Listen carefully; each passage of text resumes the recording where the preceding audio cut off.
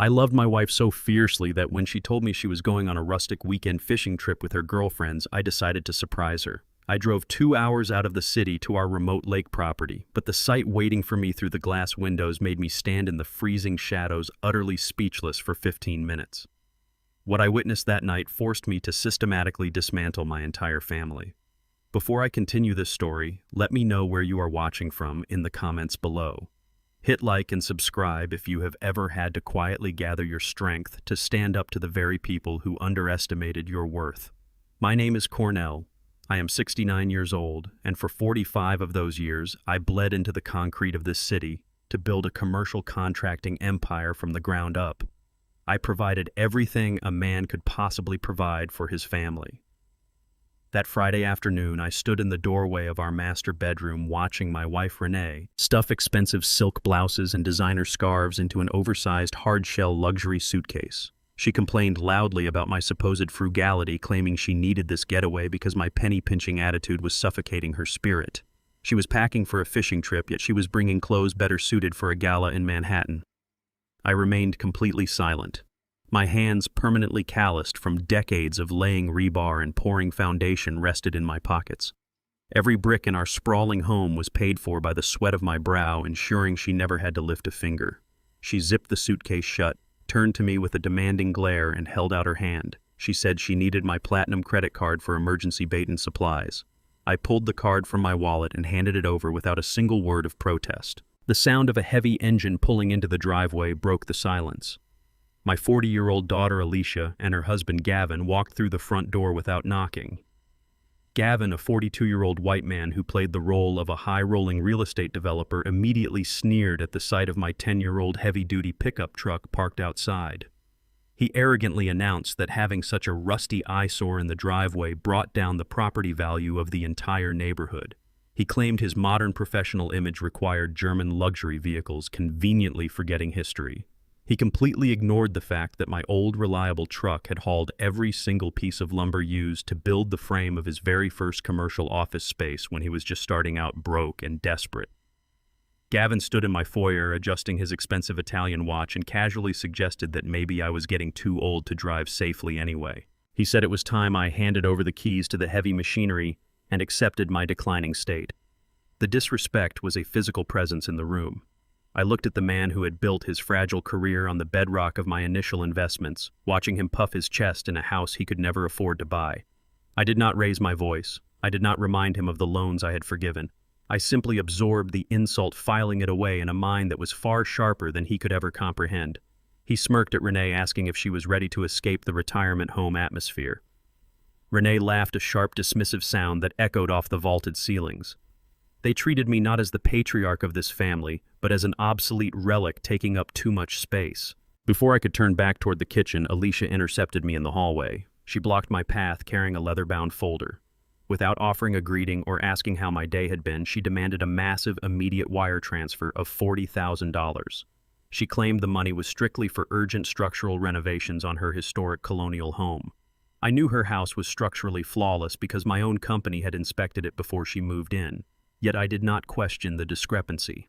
I walked over to the mahogany console table, unlocked my phone, and logged directly into my secure banking application. I executed the massive financial transfer with a few taps on the screen. As the confirmation notification appeared, I glanced toward the living room. Gavin was lounging comfortably on my custom leather couch, watching me process the transaction with a deep, arrogant smirk plastered across his face. He looked entirely triumphant, reveling in his ability to drain my resources through my daughter. Alicia snatched the printed transaction receipt from my hand the moment the printer stopped running. She offered me a cold, obligatory hug that lasted less than a second, her body stiff and entirely disconnected from any genuine affection. She grabbed Renee's luxury suitcase, and the three of them rushed out the heavy front door, laughing loudly about the weekend ahead. The door slammed shut, leaving me standing in the center of the massive, echoing foyer. I was entirely alone, surrounded by the hollow silence of a house built for a family that viewed me solely as a walking bank account. I listened to the aggressive roar of Gavin's luxury sports utility vehicle accelerating down the street. The quiet that followed was suffocating, a heavy blanket of disrespect that I had allowed to cover my life for far too long. I walked out to the driveway to inspect the irrigation lines near the front gate. As I crossed the pavement, a flash of white caught my eye. I spotted a crumpled piece of paper dropped directly beside the oil stain where Gavin's vehicle had just been parked. I bent down, picking up the discarded document. The heavy premium paper stock felt out of place. I flattened it out against the hood of my truck. It was a finalized, paid-in-full receipt from one of the most exclusive catering companies in the downtown district. The order was massive, detailing an intricate menu designed to feed 20 people with premium Wagyu beef, imported seafood, and cases of high-end liquor. I looked at the delivery address printed clearly at the bottom of the page. It was explicitly scheduled for delivery that exact evening to my remote lake house property. Renee hated the smell of fish. She despised the woods, the water, and the very concept of rural isolation. She had not packed for a rustic weekend with two girlfriends. She had packed for a lavish, high-society event. The truth slammed into me with the force of a concrete pillar. The deception was instant, glaring, and undeniable. They were using my sanctuary to host an event they purposefully hid from me. I folded the catering receipt and slid it carefully into my breast pocket. The time for silent endurance was officially over. I retrieved my heavy steel keyring from my belt, unlocked the door to the old truck Gavin had just mocked, and turned the ignition. The engine roared to life with perfect, reliable power. I shifted into gear and steered the heavy vehicle toward the highway, heading straight for the lake. The drive out to the lake property took 2 grueling hours of navigating winding, treacherous asphalt that eventually faded into deep, unpredictable gravel. I knew every blind curve and sharp drop-off by heart. Instead of pulling right up to the heavy timber gates, I parked my truck a full mile down an old logging road, carefully hiding it behind a thick cluster of towering evergreens. I killed the engine and stepped out into the biting, absolute chill of the night air. The dense forest was unforgiving to anyone who did not respect it, but I walked through the heavy brush effortlessly. 30 years ago, I bought this exact plot of land with the first real profits from my contracting firm. I spent an entire summer out here with a chainsaw and a backhoe, clearing this very path with my own 2 hands. I built the lake house to stand for generations as a legacy for my family, a sanctuary secured entirely by the sweat pouring off my back. I moved through the shadows without snapping a single branch. My boots found the solid rock outcroppings I had mapped out decades prior. As I crested the final ridge overlooking the water, the deep, rhythmic thud of heavy bass music vibrated through the soles of my feet. A bright golden glow radiated fiercely through the trees ahead. Raucous, echoing laughter cut sharply through the otherwise quiet wilderness. The sanctuary I built for my family was alive with the kind of noise that simply did not belong in these woods. I tightened my grip on the heavy flashlight in my pocket, lowered my stance, and pushed through the final line of heavy pines to see exactly what kind of fishing trip my wife was actually hosting. I approached the massive floor-to-ceiling glass windows that framed the back of the house, staying firmly planted in the pitch-black shadows cast by the elevated deck. I stood completely still and scanned the expansive living room interior. There was absolutely no fishing gear in sight. There were no tackle boxes, no waiters, and certainly no girlfriends bonding over a quiet, rustic fire. The grand room was entirely packed with men wearing tailored suits and women holding expensive crystal flutes. I immediately spotted Gavin holding court by the towering stone fireplace, surrounded by his usual group of wealthy corporate investors. My daughter Alicia stood near the kitchen island, laughing loudly with a group of sleek, sharp-looking men I had never seen before. Then I saw her. Renee stood in the absolute center of the room. She was not wearing the heavy flannel or the sensible boots she had packed in her oversized suitcase earlier today. Instead, my wife was draped in a shimmering, form-fitting emerald cocktail dress adorned with the diamond necklace I bought her for our 30th anniversary. Her hair was perfectly styled, her makeup flawless. The rustic weekend retreat she had complained so bitterly about was a total fabrication. She was hosting a high-society corporate gala inside the very house I built for our private retirement. Waiters in crisp white shirts circulated with silver trays of the premium catering I had found the receipt for in my driveway.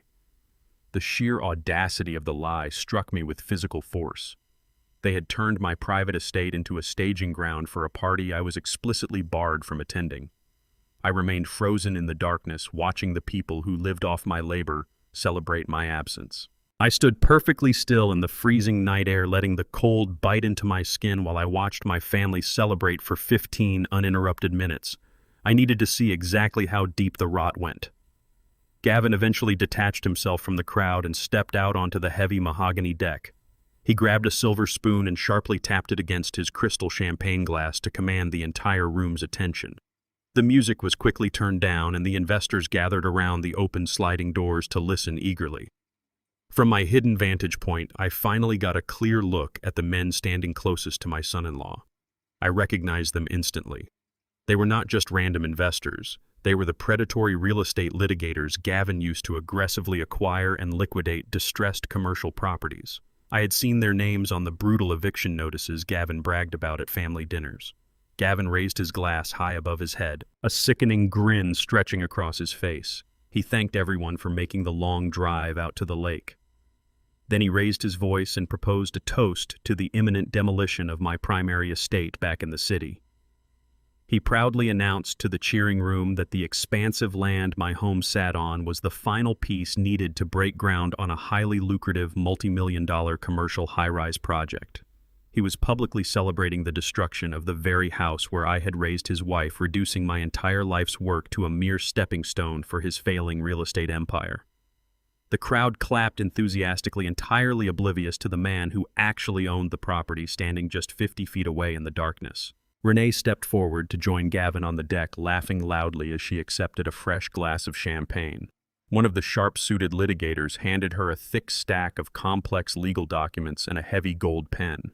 She did not even bother to read the pages. She signed her name repeatedly with a theatrical flourish, pausing only to smile for a photo Alicia took with her phone. Renee then turned to face the crowd of investors. She proudly announced that her husband was rapidly losing his mind and completely losing his grip on reality. She laughed as she told a room full of strangers that I would not even notice the massive transfer of commercial assets until I was safely locked inside a secure memory care facility. She described me as an oblivious old fool who was finally being put out to pasture. The ultimate betrayal froze the blood in my veins. My own wife, the woman I had provided for and protected for 4 decades, was actively signing away my sanity and my fortune with a smile on her face. A younger, more foolish man might have kicked the glass door off its hinges right then and there. He might have screamed, thrown punches, and demanded immediate answers. I did none of those things. Anger is loud, but pure strategy is silent. I reached into the pocket of my heavy jacket and pulled out my smartphone. I bypassed the lock screen, opened the camera application, and switched it to the highest resolution possible. I raised the lens right up to the cold glass and hit record, capturing every single word of their confession. I held the phone incredibly steady, ensuring the camera captured every single detail in pristine 4K resolution through the cold glass. The lens focused perfectly on the faces of the sleek real estate lawyers, the greedy corporate investors, and my own wife laughing at the prospect of my mental decline.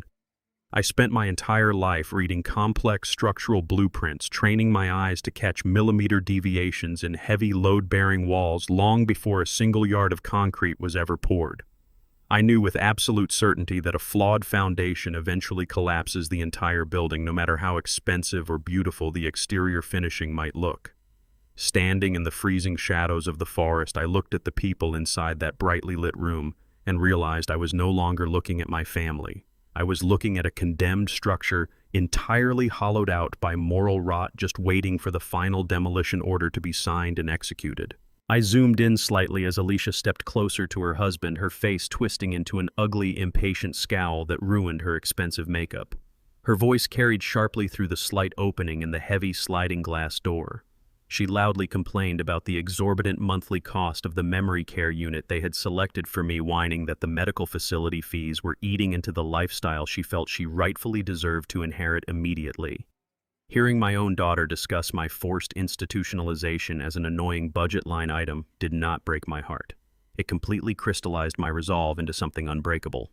I kept recording, waiting patiently for the final piece of undeniable evidence I needed to crush their arrogant scheme completely. Gavin wrapped his arm around Alicia's shoulder, offering a smug, dismissive laugh to comfort her blatant impatience.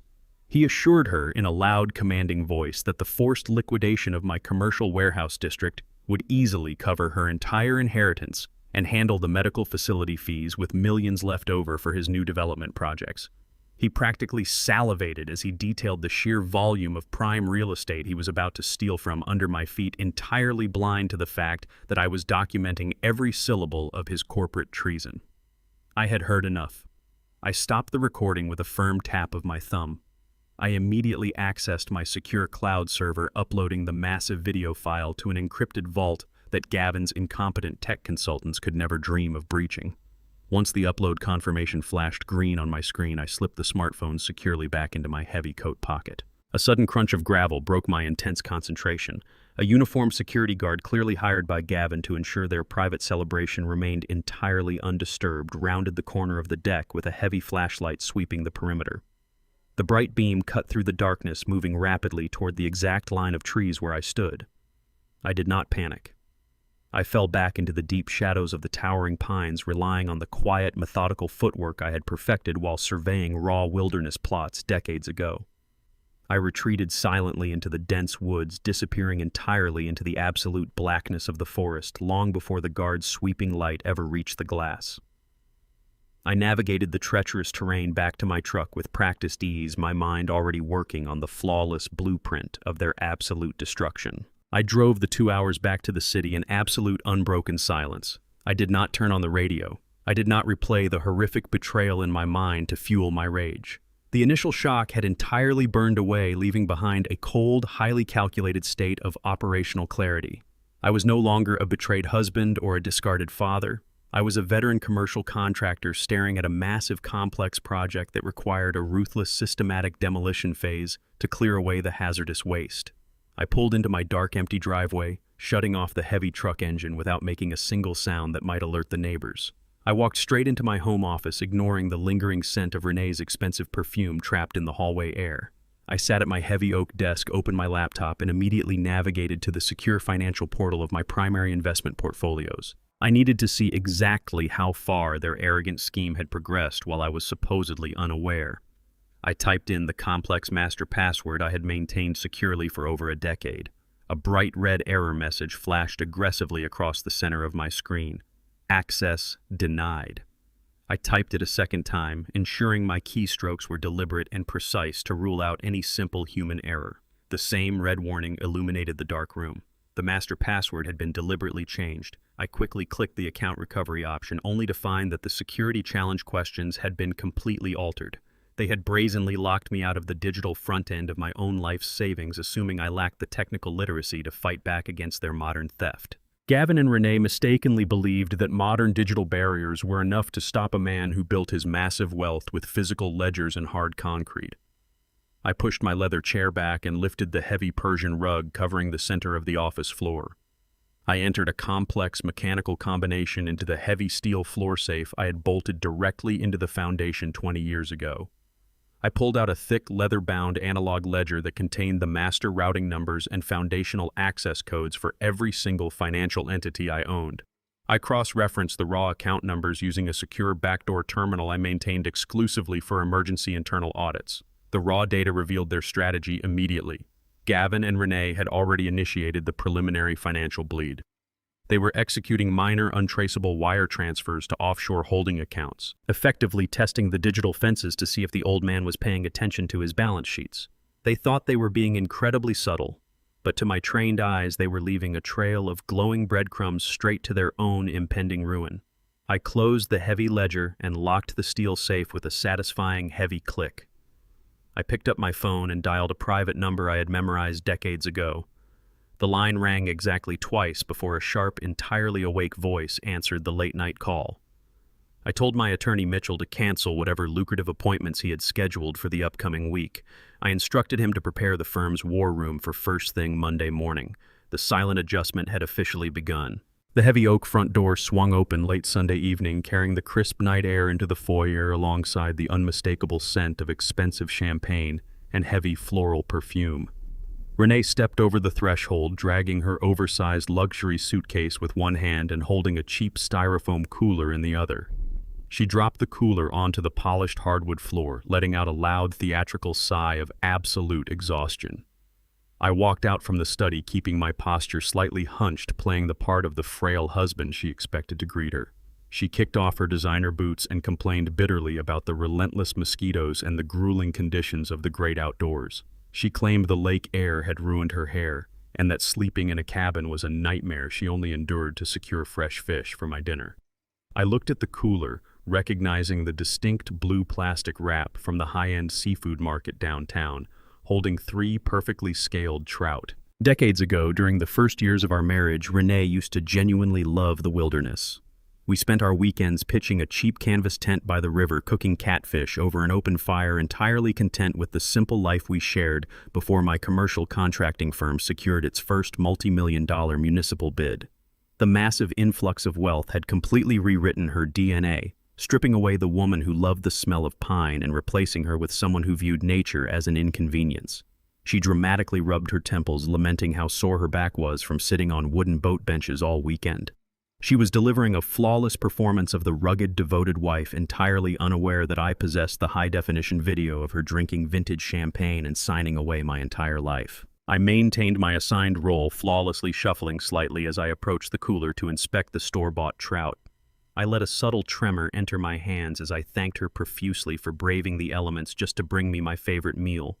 I acted exactly like the tired, slightly confused old man she desperately needed me to be. I carried the cooler to the kitchen counter while Renee followed, launching into an elaborate, entirely fabricated narrative about her weekend. She described the fictitious weather patterns, the imaginary struggles with her fishing rod, and the specific conversations she supposedly had with her girlfriends about how much she missed me.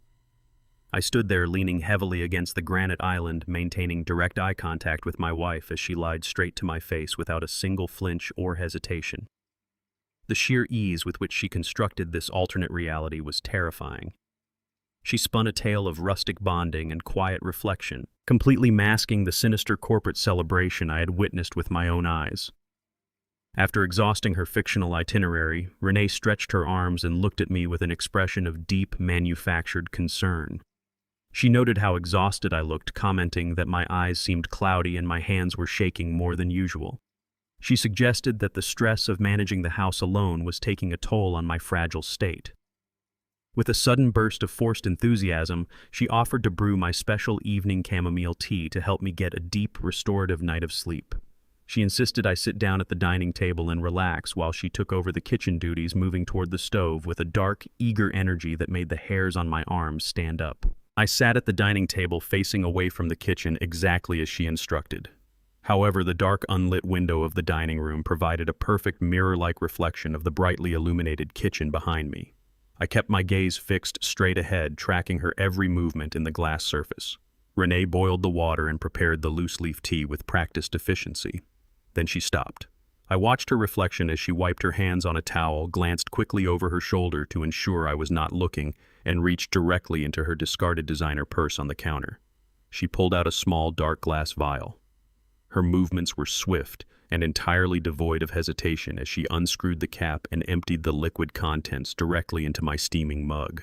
She quickly shoved the empty vial back into the depths of her bag, stirred the tea aggressively to dissolve the evidence, and arranged her face into a mask of pure, loving devotion. She walked over to the dining table and set the hot mug down in front of me, her hand resting gently on my shoulder. She smiled warmly, urging me to drink it while it was hot so the herbs could soothe my tired mind. I picked up the ceramic mug, letting the steam warm my face, and brought it to my lips. I tilted the cup, ensuring the liquid only brushed my bottom lip without swallowing a single drop. The instant the moisture hit my tongue, I detected a harsh, bitter, chalky chemical residue entirely foreign to chamomile. The vile taste confirmed the lethal reality of her betrayal. My wife was actively and methodically poisoning me inside my own home. I violently jerked my head back, slamming the mug onto the wooden table and triggering a massive theatrical coughing fit. I clutched my chest, gasping for air, as if the hot liquid had gone down the wrong pipe, hacking loudly enough to echo through the entire first floor. Renee jumped back, her eyes widening in sudden panic as my manufactured distress escalated. I wheezed heavily, pointing a trembling finger toward the hallway bathroom, desperately croaking that I had spilled the boiling tea down my shirt and needed a cold, wet towel immediately. Renee hesitated for a fraction of a second before sprinting down the hall, her high heels clicking rapidly against the hardwood floor. The moment she disappeared around the corner, my coughing ceased entirely. I grabbed the tainted mug, crossed the kitchen in 3 silent strides, and poured the toxic tea straight down the stainless steel sink drain. I rinsed the ceramic cup thoroughly with scalding water, eliminating any trace of the chalky residue. I then moved instantly to the kitchen counter and plunged my hands into her open designer purse. I bypassed the expensive cosmetics and silk scarves, digging straight to the bottom compartment. My fingers wrapped around the small, dark glass container she had used. I pulled it out into the light. It was an unlabeled prescription bottle, completely devoid of any pharmacy markings or medical instructions. I uncapped it and recognized the distinct chemical smell. It was a heavy, illegal, and highly potent liquid sedative specifically formulated to mimic the severe neurological symptoms of rapid cognitive decline and advanced dementia. She returned with the damp towel, finding me sitting quietly at the table beside an empty, rinsed mug, entirely unaware that I now held the physical instrument of my own attempted destruction. Monday morning brought a sharp, cold rain to the city. I bypassed the receptionist at the elite downtown law firm and walked straight into the corner office of Mitchell Cohen. The room was a fortress of polished glass and black steel, perfectly reflecting the man who occupied it. Mitchell was not just a lawyer, he was an absolute apex predator in a tailored suit. I sat in the heavy leather chair across from him and placed 2 items directly onto the center of his pristine desk. I set down the unlabeled prescription bottle containing the heavy liquid sedative, followed immediately by the encrypted flash drive. We did not exchange pleasantries. Our relationship transcended small talk. 30 years ago, during the brutal economic downturn of the late 90s, a massive corporate conglomerate attempted a hostile takeover of my contracting firm. They thought I was just a naive bricklayer they could easily crush with endless litigation. Mitchell stepped in, weaponized the corporate bylaws, and financially disemboweled their board of directors. He had been my impenetrable legal shield ever since. I pointed to the small silver drive and instructed him to open the master file. Mitchell plugged it into his secure terminal without a word. He clicked play. The crystal-clear 4K video of Gavin toasting to my institutionalization illuminated his massive monitor. Mitchell watched the footage of my family laughing at my impending demise. He watched Renee proudly sign the fraudulent documents on the lake house deck. His expression did not change, but the air in the room dropped 10 degrees. The grim silence stretched for 3 agonizing minutes as the video concluded. Mitchell finally leaned back in his chair, steepled his fingers, and looked at me with eyes devoid of any mercy. Mitchell turned back to his keyboard. His fingers moved with terrifying speed as he bypassed standard public records, accessing proprietary financial databases reserved exclusively for elite corporate litigators. He ran a rapid, aggressive, deep-dive background check into the core structure of Gavin's real estate development business. 10 minutes later, Mitchell turned his monitor around to face me, exposing a horrifying financial reality. Gavin was not a successful developer. He was a walking corpse carrying a briefcase. His entire corporate structure was a house of cards built on $20 million of highly toxic, unsecured debt. He had over-leveraged every single project, borrowing against future earnings that simply did not exist. The walls were rapidly closing in on him. Mitchell highlighted a specific column of red figures on the screen, pointing a heavy gold pen at the names listed beside the most recent bridge loans. Renee and Alicia had recently co-signed these massive liabilities. They had bypassed standard underwriting procedures by illegally listing my primary residential estate and my entire district of commercial warehouses as the primary collateral. They had effectively tied a $20 million anchor to my neck while I was busy funding their lavish lifestyles. The sheer audacity of the crime was staggering. They had taken my life's work, forged the preliminary paperwork, and handed the keys to a failing con man. My own wife and daughter were perfectly willing to let me die in poverty just to keep Gavin out of bankruptcy court. Mitchell tapped the glass screen, explaining that the bank had provisionally accepted the collateral based on the forged documents Renee had signed at the lake house. The financial noose was already tied. Now they were just waiting for the perfect moment to pull the lever and snap my neck. Mitchell laid out the brutal mechanics of their strategy. If Gavin defaulted on his massive loans, the bank possessed the absolute legal right to seize everything I owned to cover the staggering deficit. However, the bank required my finalized signature to complete the absolute transfer of my commercial and residential assets into Gavin's holding company. I was the final roadblock. To bypass my signature entirely, they needed a physician to officially declare me legally incompetent. Once I was medically certified as incapable of managing my own affairs, Renee would activate her forged power of attorney, sign the final collateral release, and hand my empire over to the bank. That was the sole purpose of the heavy sedative hidden in my evening tea. They needed me shaking, confused, and vacant in front of a corrupt medical professional. Mitchell did not hesitate. He grabbed his desk phone, his thumb hovering over the speed dial. He offered to call the district attorney immediately. He stated we had enough hard evidence between the video, the forged bridge loans, and the illegal sedatives to have Gavin, Renee, and Alicia arrested for severe fraud and attempted elder abuse before lunchtime. He promised me they would spend the next decade in federal prison. I surged forward and slammed my heavy calloused hand flat against the polished glass of his desk. The loud crack echoed off the steel walls. I ordered him to put the phone down. I entirely refused the offer of a swift, clean arrest. Sending them to prison right now was too easy. It was an escape I was absolutely unwilling to grant them. I looked my ruthless attorney directly in the eyes and told him we were going to play their game. Arresting them simply meant they would sit in a federally funded cell eating 3 meals a day, while I spent years untangling my assets in civil court. I refused to let them rest in a jail built on taxpayer dimes. I wanted to legally trap them inside the exact financial grave they had so eagerly dug for me. I commanded Mitchell to draft a highly specific, weaponized legal counter-contract. I needed a document that looked completely standard to an arrogant, desperate man, but possessed the lethal stopping power of a landmine. Mitchell leaned forward, a dark, understanding grin spreading across his face. We spent the next 4 hours designing the ultimate legal snare.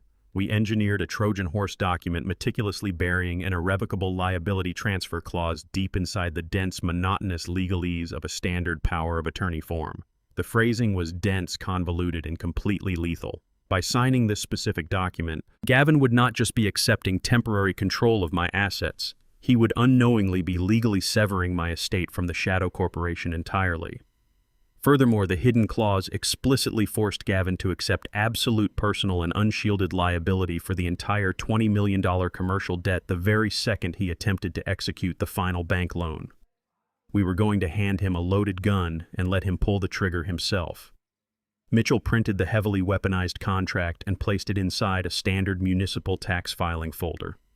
All I had to do was convince Gavin that my mind was broken enough to sign the papers under duress.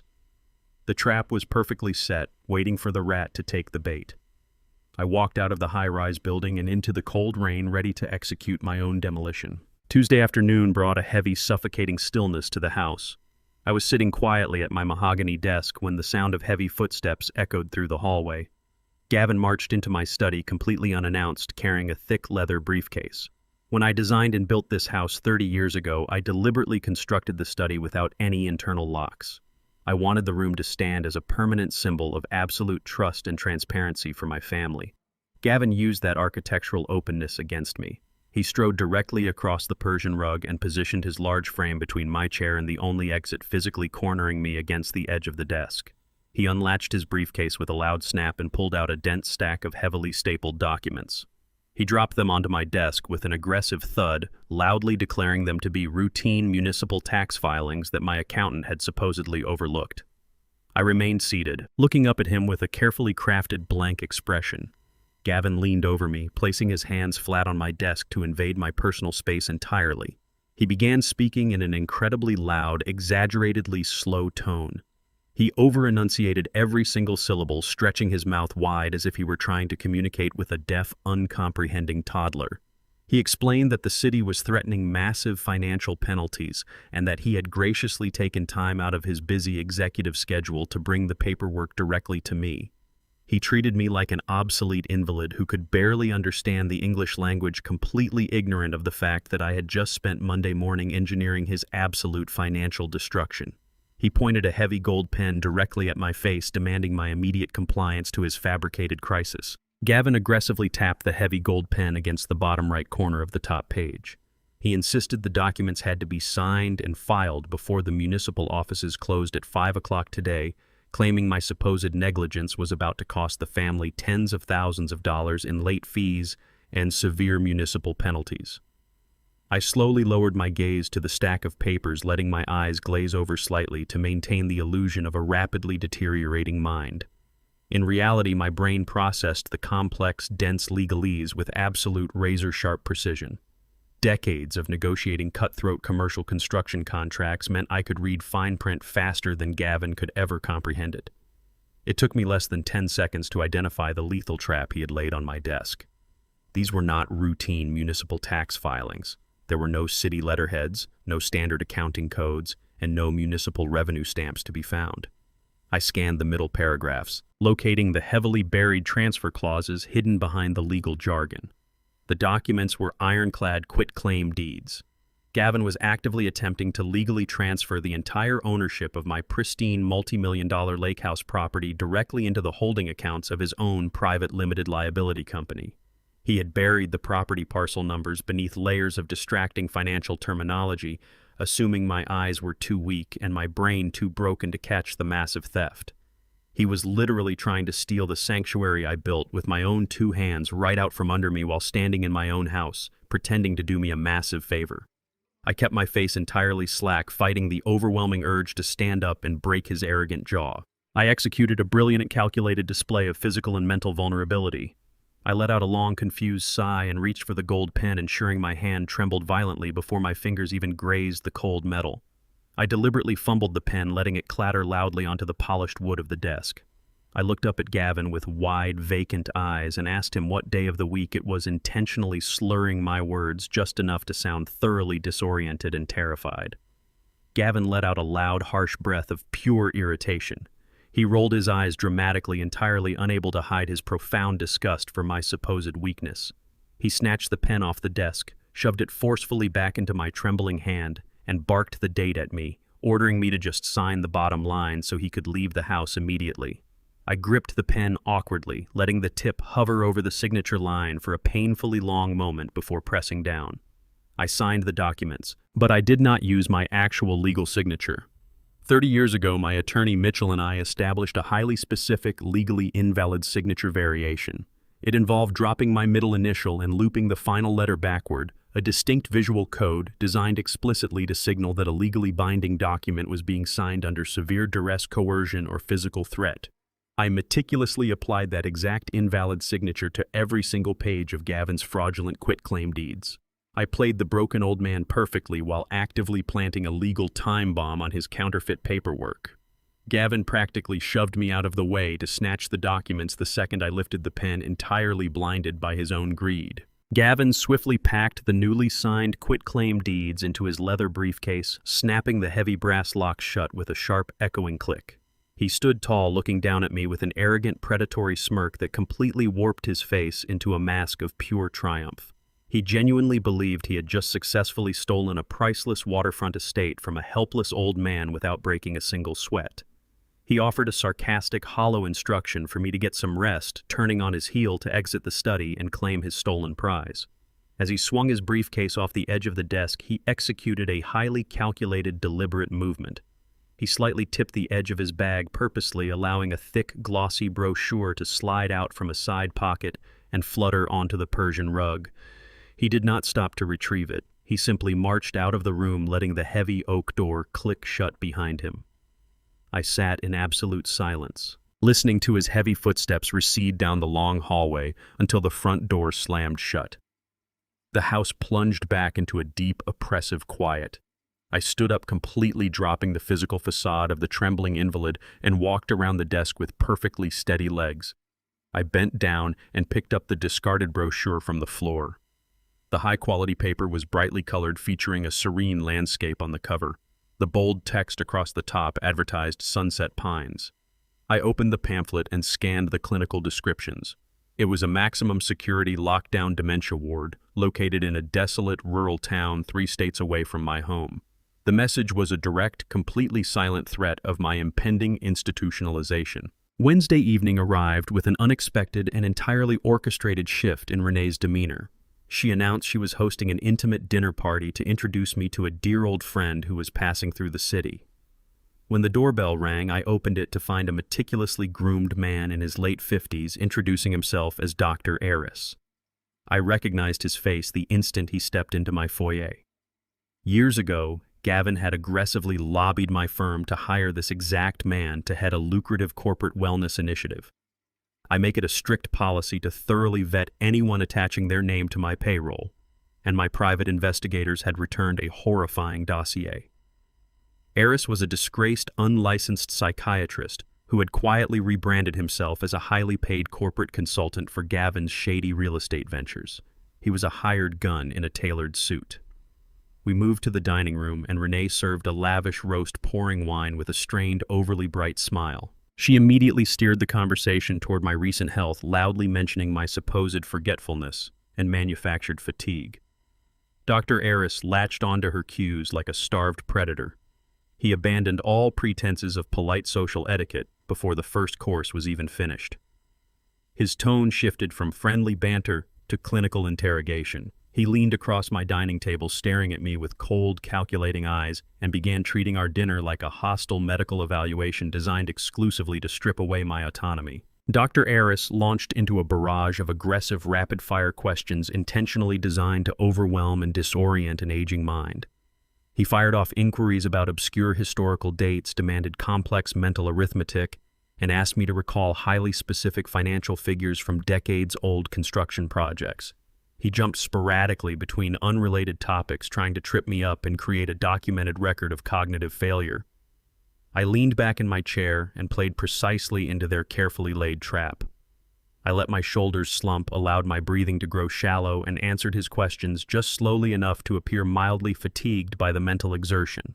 I watched Renee exchange a triumphant, secretive glance with the doctor across the table. They genuinely thought I was breaking under the pressure. However, while my delivery was deliberately sluggish, the content of my answers was entirely flawless. I recited the exact date my contracting firm was incorporated. I provided the precise square footage and foundation depth of the very first commercial warehouse I ever built. I solved his complex math equations without a single error. I fed them a masterful performance of physical exhaustion while actively and aggressively denying the doctor any objective factual grounds to legally declare me incompetent.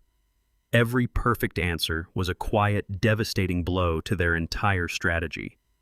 The doctor's smug confidence began to fracture. His rapid-fire rhythm faltered as he realized he could not twist my correct answers into a dementia diagnosis, no matter how hard he tried to spin the medical narrative. The tension in the dining room became thick and suffocating. Dr. Eris desperately tried to regain control of the interrogation, preparing to launch another volley of aggressive memory tests. Before he could speak, I picked up my wine glass, took a slow sip, and completely flipped the dynamic of the room. I leaned forward, looking directly into his eyes, and casually brought up a highly specific, notoriously buried detail regarding a severe medical malpractice lawsuit he had faced in federal court exactly 10 years ago.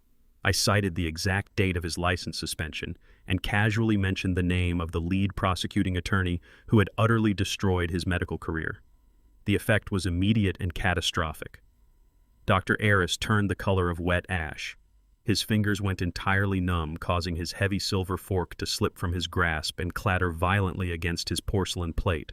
The loud noise echoed in the dead silence of the room. He stared at me in absolute naked terror. In that singular moment, he realized my memory was not failing. He understood that my mind was a terrifyingly sharp steel trap, and I had just snapped it shut on his darkest secret. I was not the confused victim Gavin had paid him to evaluate. I was a man holding all the leverage. Panic entirely consumed his professional facade. He abruptly pushed his chair back, stammering a pathetic, incoherent excuse about a sudden family emergency. He practically ran toward the front door, visibly sweating through the collar of his expensive shirt, abandoning his lucrative assignment to save his own skin. The heavy front door slammed shut, leaving Renee sitting at the dining table in a state of absolute furious shock. Her elaborate ambush had collapsed into a humiliating disaster. She glared at me, her hands shaking with unadulterated rage, completely unable to comprehend how her hired professional had just fled our home in pure terror. Desperate to regain control of the narrative and execute her mission, she abruptly stood up and announced she was going to the kitchen to prepare our evening herbal tea. I remained seated, turning my gaze to the dark window pane that perfectly reflected the kitchen counter. I watched her yank the familiar dark vial of heavy illegal sedatives from the depths of her designer purse. Driven by frustration, she abandoned all caution. She aggressively tilted the vial, doubling the toxic dose directly into my designated mug. She was determined to break my mind tonight by sheer chemical force. She placed both steaming mugs on a serving tray and carried them into the living room, setting them down on the glass coffee table with a strained, venomous smile. Just as she handed me the tainted cup, her smartphone chimed loudly from the kitchen counter. She cursed under her breath, turning her back on me to answer a rapid text message from Alicia demanding an update on the evaluation. In the 3 seconds she looked away, I moved with absolute silent precision.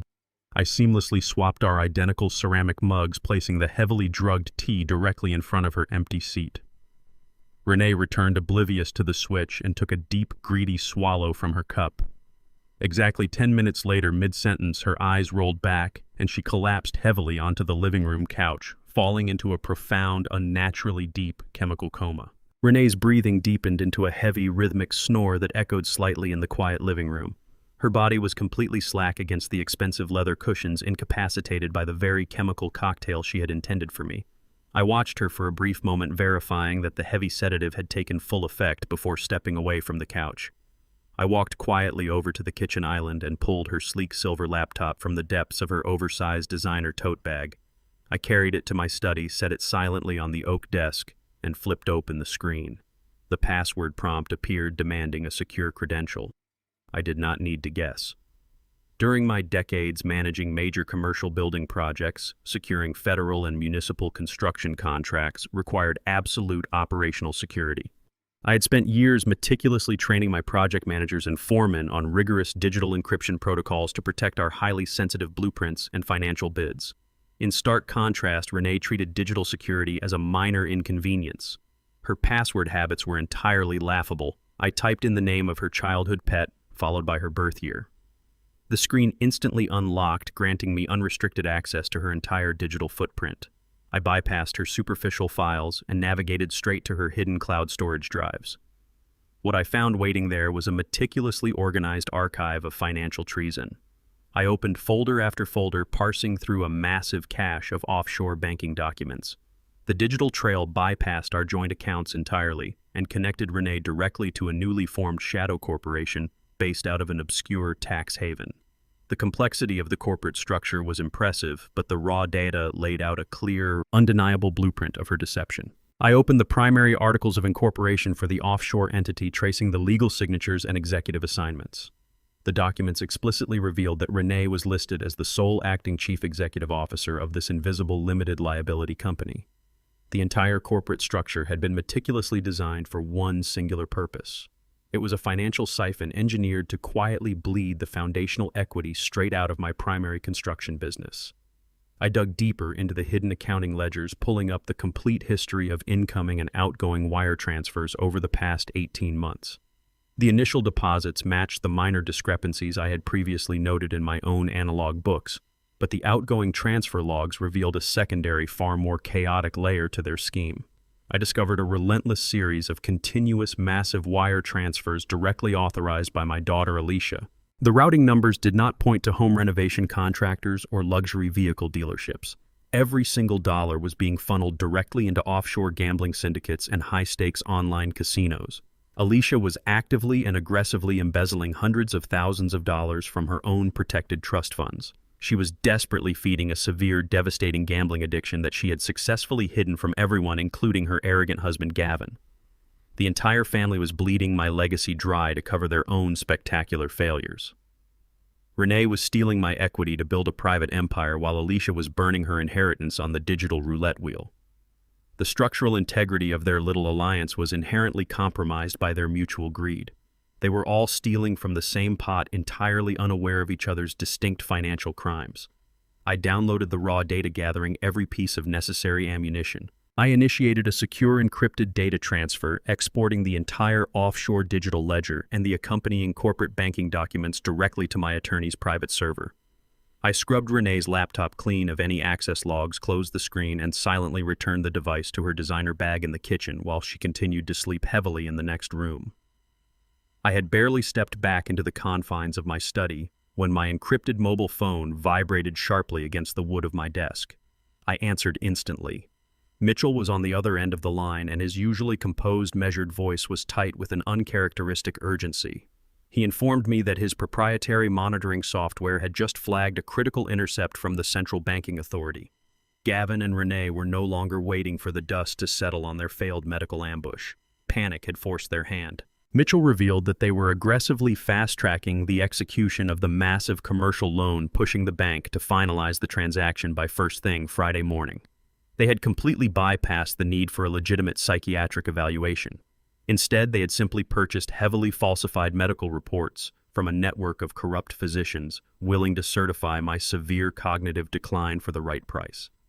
They had submitted the forged documents to the bank's underwriting department just hours ago. The bank, operating under the assumption that the power of attorney was now legally activated due to my supposed dementia, was actively preparing to release the $20 million to Gavin's over-leveraged firm. The clock was rapidly running out, and the final demolition charges were set to detonate in less than 48 hours. Mitchell outlined the catastrophic reality of the timeline. If the massive commercial loan officially executed on Friday morning, the bank would immediately establish a permanent, irrevocable lien against my entire life's work. Every warehouse, every piece of heavy machinery, and the very house I was standing in would be legally bound to Gavin's toxic debt. My legacy would be permanently destroyed to cover his profound incompetence. Mitchell paused, allowing the gravity of the situation to settle over the secure line before asking me for the final operational command. He needed explicit authorization to strike. I stared across the dark room, feeling the steady, rhythmic pulse of absolute certainty. I gave Mitchell the verbal command to immediately authorize and activate the Trojan horse protocol we had buried in the power of attorney documents. The snare was primed, but for the trap to snap shut on Gavin's neck, the bank meeting had to proceed exactly as they planned. I realized the magnitude of my final task. I could not simply observe from the shadows anymore. I had to deliver the performance of a lifetime. I had to convince my treacherous wife, my embezzling daughter, and my arrogant son-in-law that my mind was entirely broken. I needed them to look at me and see nothing but an empty, vacant shell of a man. If they harbored even a fraction of a doubt about my cognitive failure, they might pause the transaction and discover the lethal legal landmine waiting for them. I had to become the very ghost they wished me to be, ensuring they marched blindly and arrogantly straight into their own financial slaughter on Friday morning. Thursday morning arrived with a biting chill that clung to the damp grass. I initiated my masterpiece of deception exactly at sunrise. I bypassed my usual tailored suits and dressed deliberately in a pair of thin cotton pajamas, throwing an oversized, heavily insulated winter coat over my shoulders. Leaving the front door wide open to let the cold air flood the foyer, I wandered out onto the sprawling front lawn and stood perfectly still beside the brick mailbox. I stared blankly down the empty street, letting my jaw hang slightly slack as the morning frost bit at my bare ankles. Many years ago, I watched my own grandfather lose his brutal, agonizing battle with advanced dementia. I remembered the exact symptoms he displayed during his final months, meticulously recreating that heartbreaking, vacant stare and the subtle, aimless shuffling of his feet. I stood there shivering, performing the tragic role of a mind entirely lost to the void. Inside the house, Renee finally stirred.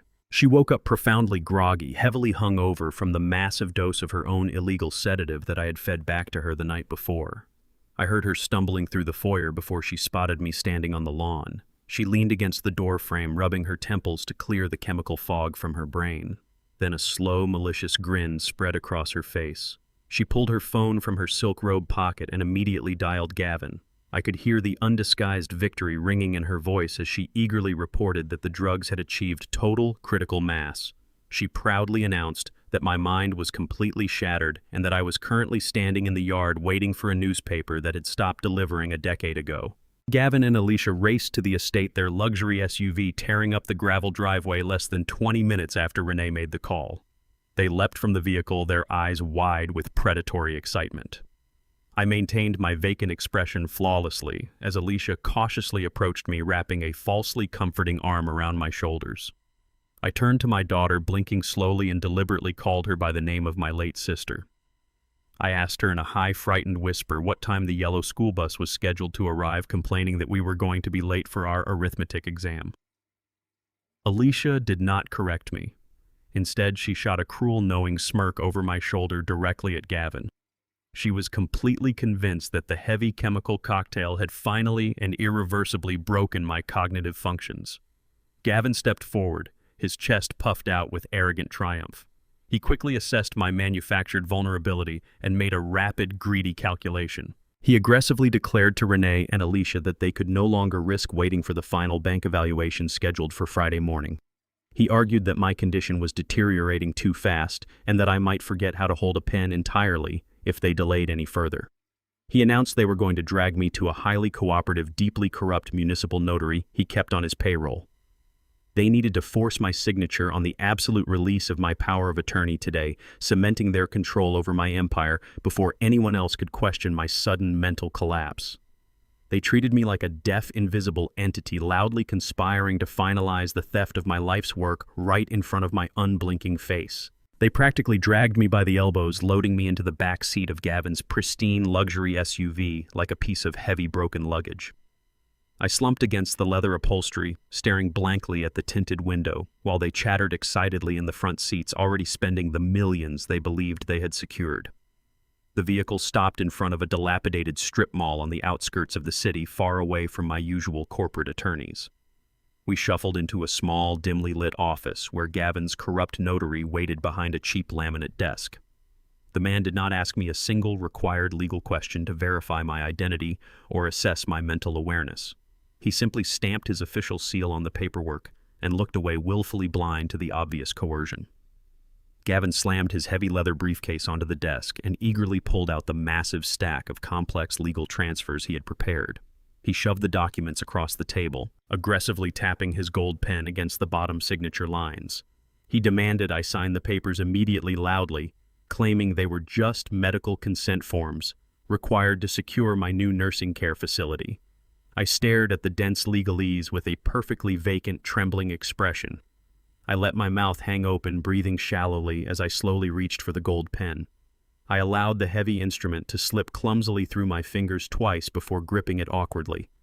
I acted exactly as if I barely comprehended the spelling of my own name, playing the pathetic broken victim to absolute perfection while I prepared to sign the instrument of their financial execution. Gavin practically salivated as he leaned over the cheap laminate desk, his eyes burning with absolute unrestrained greed. He hovered right above my shoulder, eagerly watching the ink bleed onto the heavy parchment as I slowly dragged the pen across the signature lines. I maintained the unsteady, fragile tremor in my wrist, delivering a masterclass in physical defeat. What Gavin, Renee, and Alicia completely failed to read in their desperate rush was the single, densely worded page Mitchell had meticulously slipped into the exact middle of the stack.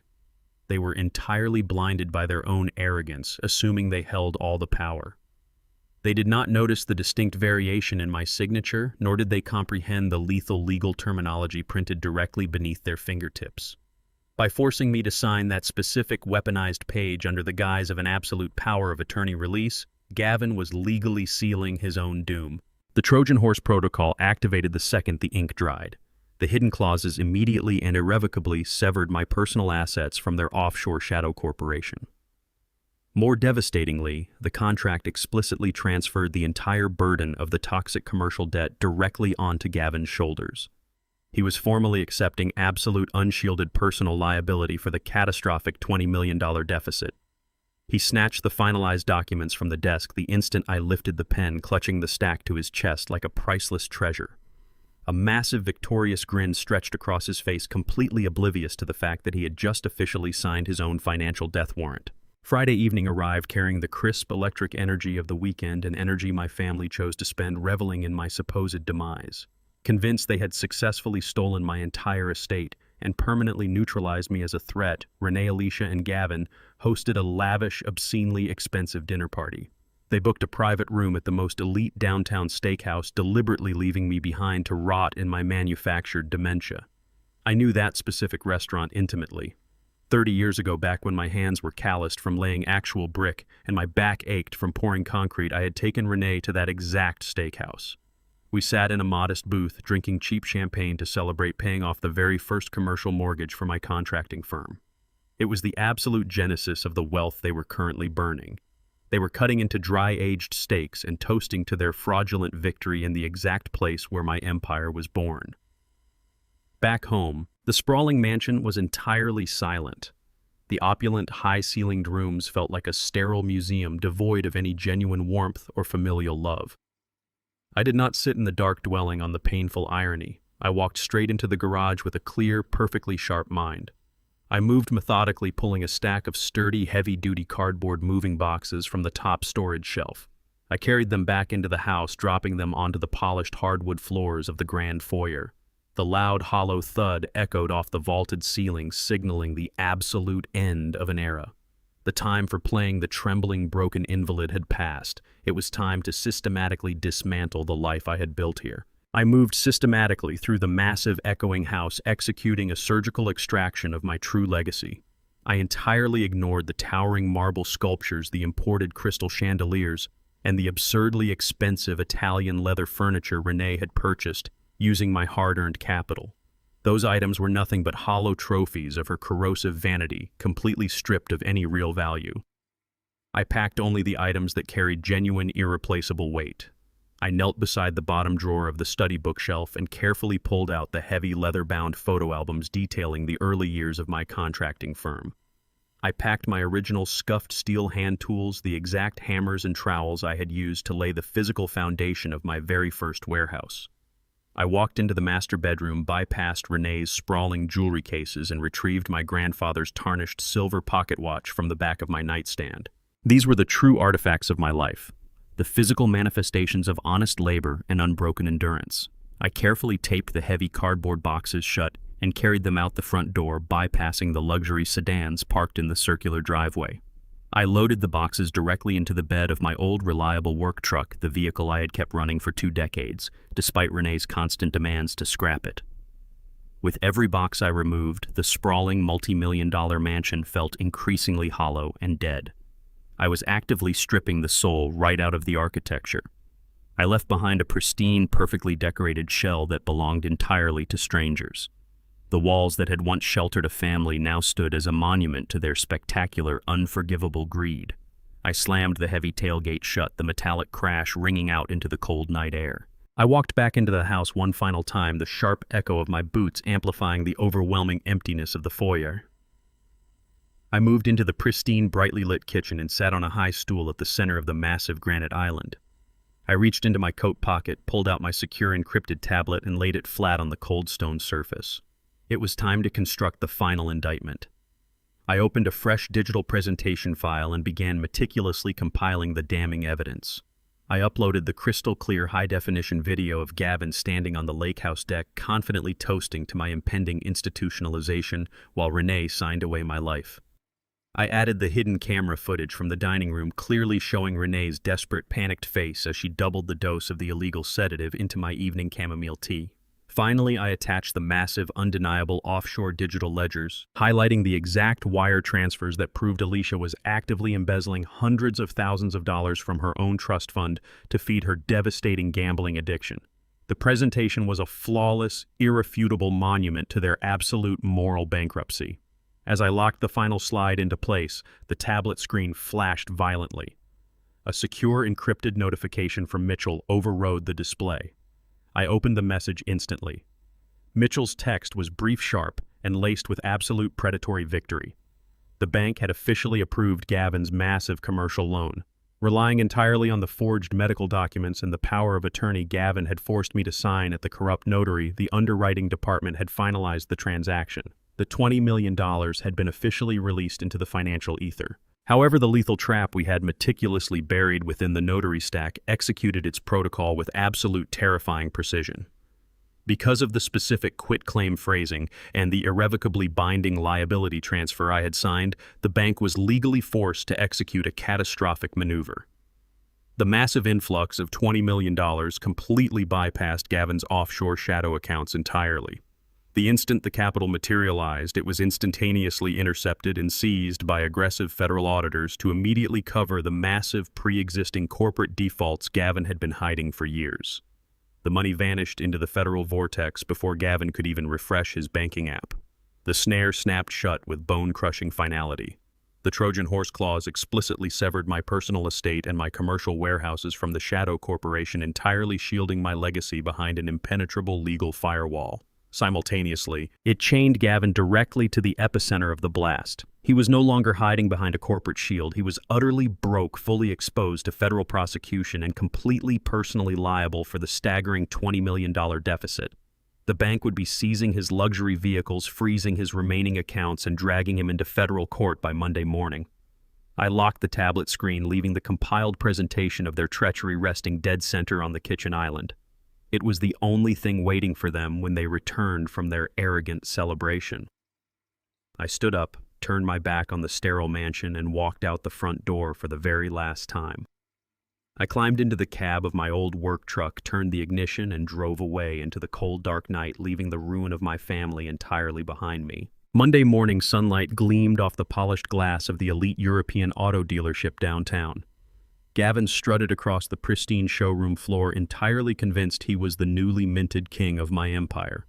He bypassed the standard luxury sedans and marched directly toward a custom-built imported sports car, intending to purchase the vehicle outright as a monument to his ultimate victory. For decades, Gavin had defined his entire self-worth by the metallic logos stamped onto his vehicles and the expensive designer labels stitched into his collars. I had always found that desperate need for visual validation to be a pathetic, hollow trait for a grown man, a glaring symptom of profound insecurity, masking deep incompetence. Gavin confidently approached the senior salesman, completely ignoring the vehicle's astronomical price tag. He dropped his heavy black corporate card directly onto the polished mahogany desk with a loud, arrogant clatter, demanding immediate delivery by the afternoon. The salesman offered a practiced, sycophantic smile, picked up the card, and stepped away to run the transaction. Gavin spent the next few minutes casually running his hands over the leather upholstery of the showroom model, already practicing his winner's smirk in the reflection of the window. 10 minutes later, the salesman returned. The practiced smile had entirely vanished from his face, replaced by a tight, incredibly uncomfortable grimace. He completely refused to make direct eye contact as he slid the heavy black metal card back across the desk. He cleared his throat nervously and stated that the primary banking institution had unequivocally declined the transaction. Gavin erupted into an immediate, furious rage. He slammed his fist against the desk, loudly insulting the salesman's intelligence and threatening to have him fired for the supposed administrative error. Gavin snatched the black card off the mahogany surface and aggressively dialed his private banking liaison directly from his mobile phone.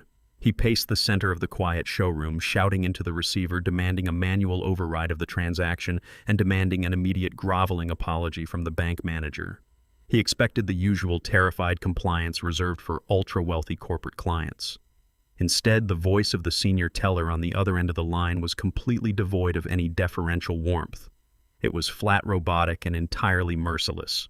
The teller calmly informed Gavin that there was absolutely no error on the dealership's end. The manual override was mathematically impossible because the accounts essentially no longer existed. The teller explained in brutal, precise financial terms that Gavin's primary corporate accounts were entirely frozen. Federal auditors had executed a massive synchronized seizure of his entire portfolio at exactly 8 o'clock that morning. The lethal clause I had buried in the notary stack had activated perfectly. Because of his newly minted signature on the quitclaim transfers, the protective corporate shield around his firm had been legally obliterated. The teller informed him that the bank was not processing car payments today because Gavin was now held absolutely personally liable for $20 million in unsecured toxic corporate debt. Gavin dropped his phone. The expensive device clattered loudly against the dealership's pristine tile floor. The blood rushed entirely out of his face, leaving his skin a pale, sickly gray. The crushing weight of the legal trap finally shattered his delusions of grandeur. He was not a king, he was a dead man walking. He scrambled to retrieve the cracked phone with trembling hands and immediately dialed Alicia. When she answered, he did not bother with pleasantries. He barked frantic, desperate orders, commanding her to instantly access her offshore shadow accounts and liquidate the embezzled funds she had been siphoning from my primary construction business. They needed massive amounts of untraceable cash immediately to hire elite federal defense attorneys and flee the catastrophic fallout. Alicia, sitting comfortably in her opulent home office, scoffed at his frantic tone, but complied with the aggressive demand. She opened her secure laptop, entered her encrypted credentials, and logged directly into the offshore banking portal. The loading circle spun for an agonizing second before the dashboard illuminated her screen. Alicia stared blankly at the bright digital display. The total available balance read absolute zero. A stark red legal banner stretched across the top of the interface, detailing a sudden, irrevocable mandate. The protective trust fund she had relentlessly bled dry to finance her devastating secret gambling addiction had been completely and legally sealed. The Shadow Corporation had been financially decapitated. Absolute, unadulterated panic violently consumed them. Alicia's voice pitched into a hysterical, piercing scream over the phone as she pounded her manicured fists against her keyboard, desperately refreshing a screen that would never again show a positive balance. Gavin stumbled out of the dealership and into the cold morning air, pacing the asphalt parking lot like a trapped animal. His mind aggressively rejected the reality of his total annihilation. He screamed into the receiver, formulating a wild, desperate rationalization. He convinced himself that my mind was not actually broken enough to lose the funds entirely. He decided that I must have temporarily halted the transfer using a biometric or verbal release code that only I could authorize. In his absolute desperation, he truly believed he could simply bully his way out of a $20 million federal seizure. Gavin shouted at Alicia to grab Renee and meet him immediately. The three of them abandoned all logic and reason. They scrambled into their high-end luxury vehicles, tires squealing against the pavement as they violently tore out of their respective driveways. They blatantly ignored traffic signals, breaking every single municipal speed limit as they converged on my location. They raced frantically toward my primary residential estate, determined to physically corner the frail, trembling old man one last time. They fully intended to trap me in my study and force me into absolute compliance, entirely unaware they were speeding toward an empty, hollow mansion. Gavin's heavily financed luxury SUV tore through the quiet neighborhood, its tires squealing violently as it swerved into my sprawling circular driveway. The heavy vehicle lurched to a violent halt, kicking up a shower of expensive white gravel against the pristine landscaping. Before the engine even cut off, the doors flew open. Alicia and Renee jumped onto the paving stones, their faces twisted into masks of absolute unhinged desperation. They sprinted up the wide brick steps, screaming my name into the cold morning air, fully prepared to physically threaten a frail old man into unlocking their financial lives. As they stormed the porch, they operated under a fatal miscalculation. They approached the house expecting to find the quiet, passive, trembling victim they had so easily abused and manipulated for the past 3 years. Their blinding greed had caused them to entirely underestimate the man they were dealing with. They had completely forgotten the ruthless, cutthroat commercial contractor who had survived the most brutal, unforgivable decades of the city's construction industry. They thought they were hunting a wounded animal, entirely unaware they were walking straight into the jaws of a trap set by a veteran apex predator. Gavin did not bother with the door handle or his keys. Driven by a volatile cocktail of terror and rage, he raised his heavy designer boot and kicked the custom mahogany front door dead center. The heavy lock splintered inward with a loud, sharp crack. Gavin marched aggressively into the grand foyer, his chest heaving, as he began shouting demands, ordering me to step out of the study and authorize the immediate release of the frozen bank funds. Gavin's furious shouts crashed into a terrifying, absolute silence.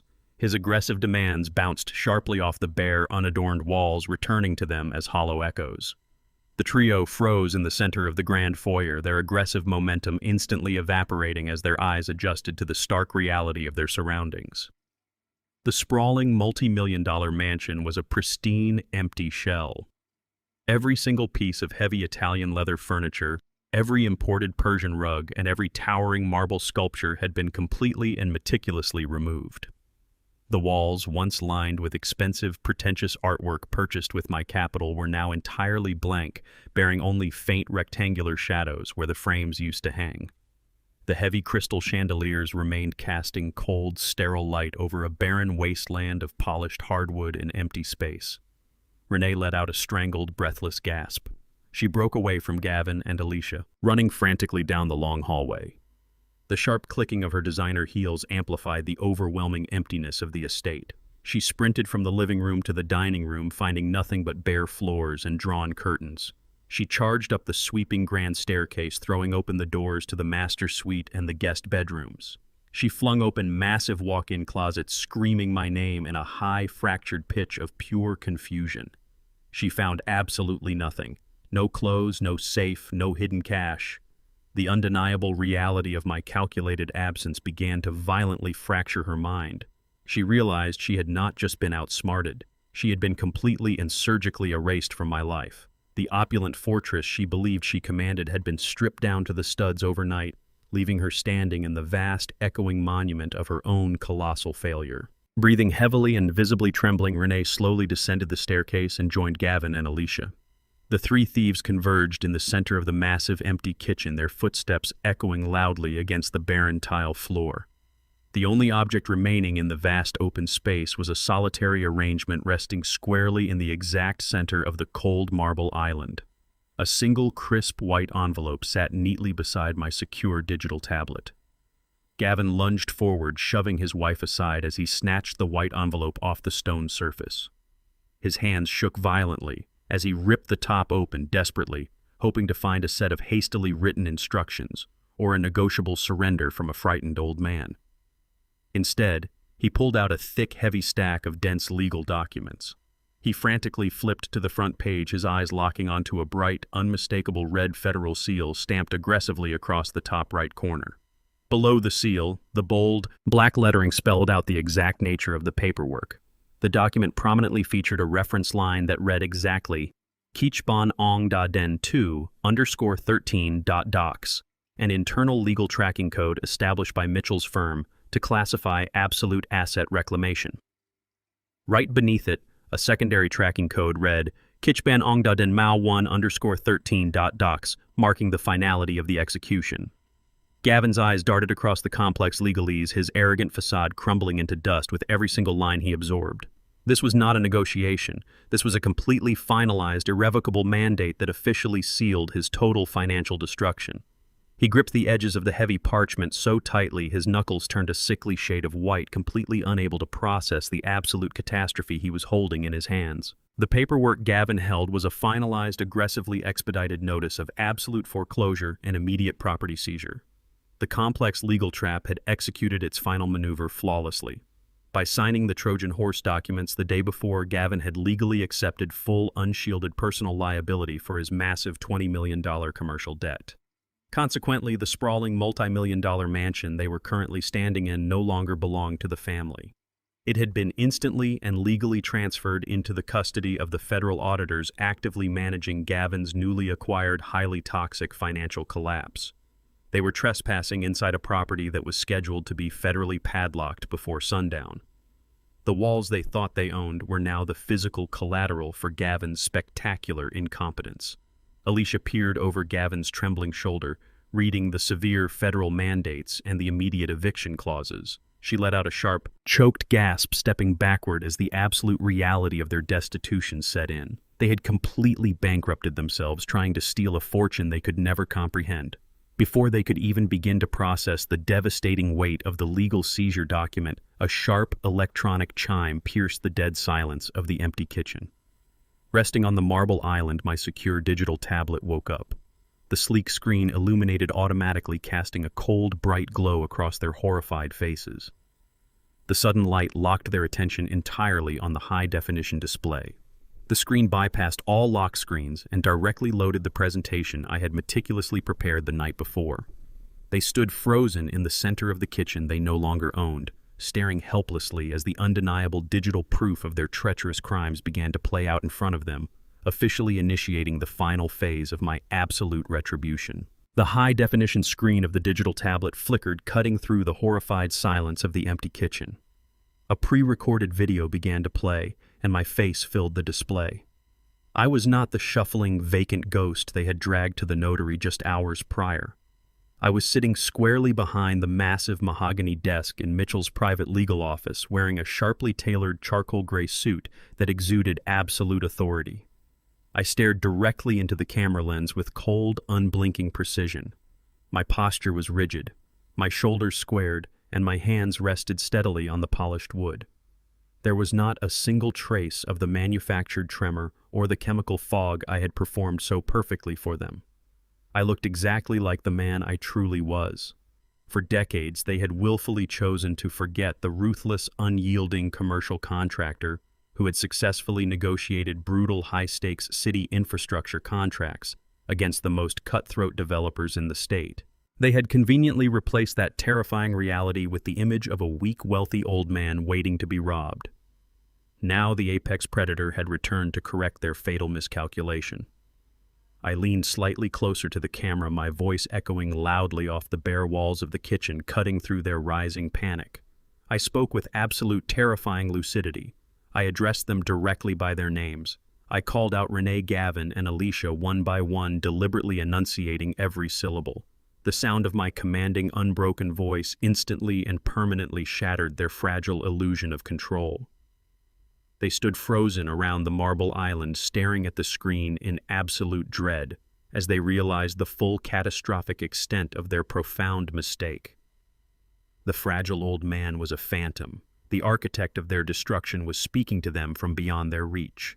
I did not allow them a single second to process their shock before I launched the financial guillotine. Speaking with surgical, devastating precision, I meticulously detailed every single crime they had committed against me. I recited the exact dates, times, and locations where Gavin had purchased and filed the heavily forged medical documents intended to strip my autonomy. I laid bare his entire fraudulent collateral scheme, detailing exactly how he had planned to leverage my life's work to salvage his sinking commercial empire. I exposed the hidden reality of his $20 million of highly toxic, unsecured corporate debt, explaining precisely how federal auditors were already tearing his fraudulent ledgers apart. I watched through the lens of my own foresight, knowing Gavin's face would be draining of color. Then I turned my attention to my treacherous wife. The video seamlessly transitioned into a stark split-screen presentation. On the left side, the high-definition hidden camera footage from my dining room played in a continuous loop. It clearly showed Renee sneaking into the room, her hands shaking as she hastily emptied the vial of heavy, illegal sedatives directly into my morning coffee. On the right side of the screen, a certified medical toxicology report appeared, procured by Mitchell from a private laboratory. I calmly read the exact chemical breakdown of the narcotic she had fed me, matching the date on the lab report to the timestamp on the video footage. I explained the severe federal penalties for administering schedule-controlled narcotics with the intent to incapacitate and defraud. The undeniable visual and medical proof hung suspended on the tablet screen, permanently sealing Renee's fate. There were no shadows left for them to hide in. Every lie they had whispered in the dark was now fully illuminated under the harsh glare of undeniable prosecution. I smoothly shifted the focus of my digital execution to my daughter. I brought up the meticulously compiled offshore banking ledgers, highlighting the massive, continuous wire transfers Alicia had secretly authorized. I explicitly exposed her severe, hidden gambling addiction, reading aloud the staggering six-figure debts she owed to illegal syndicates and digital casinos. I detailed the precise architecture of the shadow limited liability company she and Gavin had constructed to systematically embezzle the capital from her own protected trust funds. I made sure Gavin understood that his wife was stealing from the exact same pot he was trying to raid, revealing the absolute rot at the core of their alliance. A cold, deliberate smile touched the corners of my mouth as I transitioned to the grand finale of their destruction. I calmly explained the mechanics of the Trojan horse document Gavin had so aggressively forced me to sign at the corrupt municipal notary earlier that day. I detailed the exact legal phrasing of the page Mitchell had buried in the center of their fraudulent stack. I watched the camera lens, knowing the absolute horror settling over them. I explained that the signature they thought secured their empire had actually executed an irrevocable quitclaim maneuver. That specific document legally and permanently severed my personal assets from their shadow corporation. It placed the entire crushing weight of the $20 million federal fraud directly onto Gavin's shoulders without a single layer of corporate protection. I informed them that the bank had already bypassed their accounts and seized the funds to cover the pre-existing defaults. They had stolen nothing. They possessed absolutely nothing. The sprawling estate they were currently trespassing in was federal property, and their personal bank accounts were entirely locked. Leaning back into the leather chair, I delivered my final, devastating promise. My tone carried absolutely no malice, only the cold, unyielding weight of absolute justice. I looked into the camera and explicitly stated that under no circumstances would I pay a single cent for their legal rescue. I refused to offer any financial settlement, any back-channel negotiation, or any quiet family resolution to save them from the consequences of their spectacular greed. I informed them that they were entirely on their own, completely cut off from the vast resources they had so arrogantly tried to steal. I held up a silver encrypted flash drive to the camera, letting the overhead office lights catch its metallic surface. I stated that identical copies of the unedited video footage, the offshore banking ledgers, the toxicology reports, and the forged medical evaluations had already been physically handed over to the district attorney's primary fraud division. The state possessed every piece of evidence necessary to secure multiple long-term convictions. I let the absolute finality of my words settle into the sterile, empty kitchen where I knew they were standing. I checked my grandfather's silver pocket watch, my expression hardening into stone. I looked dead center into the lens, ensuring they felt the full weight of their impending ruin. You have exactly 10 minutes before the federal authorities and the local police arrive to execute the felony warrants. I stated, my voice dropping to a lethal, quiet register. I suggest you use that time wisely. The video instantly cut to black, plunging the bright tablet screen into absolute darkness. In the suffocating, terrified silence that flooded the empty mansion, a new sound emerged from the cold night air outside, faint at first but growing rapidly louder. The high, piercing wail of approaching police sirens began to echo in the far distance, closing in fast. The silence in the kitchen shattered. The fragile alliance binding the three thieves instantly evaporated, replaced by the primal, vicious instinct of self-preservation. Gavin pivoted on his expensive leather heels and rounded on Renee, his face contorted into a mask of pure, unadulterated venom. He screamed that her staggering incompetence had ruined a flawless corporate takeover. He viciously mocked her clumsy, pathetic attempt at poisoning my coffee, shouting that her sheer stupidity was the exact reason they were now facing federal prison. For years, Gavin had secretly viewed his mother-in-law as nothing more than a foolish, vain liability. He had only tolerated her endless complaints and manufactured drama because she was the direct pipeline to my checkbook. Now that the pipeline was severed and the vault was empty, he discarded the polite son-in-law routine entirely. He called her a pathetic gold digger who had just dug her own grave. Renee recoiled, her mouth opening and closing in absolute shock at the sheer vitriol spewing from Gavin's mouth. Before she could form a coherent defense, Alicia physically lunged forward. She shoved Gavin hard against the marble island, her manicured claws scraping against his tailored suit jacket. She screamed right back into his face, her voice echoing shrilly off the bare kitchen walls. She blamed his idiotic, over-leveraged real estate gambles for completely destroying her inheritance and incinerating her future. She shrieked that if he had just been a competent businessman, she would not have had to touch her trust fund in the first place. The mutual destruction of their criminal enterprise stripped away every layer of manufactured civility, leaving only three terrified predators turning their fangs on each other as the distant sirens grew steadily louder. The rising wail of the approaching police cruisers finally severed their screaming match. Raw, blinding panic aggressively overrode whatever fractured logic they had left. The realization that they possessed absolutely zero liquid capital hit them with the force of a physical blow. They needed elite criminal defense attorneys immediately, and those attorneys required massive cash retainers. Gavin barked a frantic order, and the three of them scattered like cockroaches exposed to a sudden light. They sprinted wildly through the vast, echoing hallways of the empty house, desperately searching for a single overlooked item of value they could pawn. Gavin tore through my gutted study, ripping out the empty mahogany desk drawers and throwing them violently against the hardwood floor. He searched frantically for a forgotten safety deposit key, a hidden cash reserve, or a stray bearer bond. He found nothing but dust. Renee scrambled up the grand staircase, her breath hitching in her chest as she practically dove into her cavernous walk-in closet. She blindly swiped at the empty shelving racks, hoping I had somehow missed a stray diamond necklace or a forgotten designer watch. I had not. I had stripped the estate with the brutal, methodical efficiency of a commercial demolition crew. I knew exactly how to tear a structure down to its bare, hollow foundation without leaving a single usable scrap behind. Alicia ran aimlessly between the empty guest rooms, screaming in total frustration as she kicked at the bare baseboards. They were completely surrounded by thousands of square feet of prime real estate, yet they were utterly impoverished. They were trapped inside a pristine, echoing box of their own making, entirely stripped of the wealth they had so arrogantly assumed was their birthright. The flashing red and blue lights from the approaching police cruisers began to reflect off the tall windows in the grand foyer. The visual confirmation of their impending arrest finally broke Renee's fragile composure completely.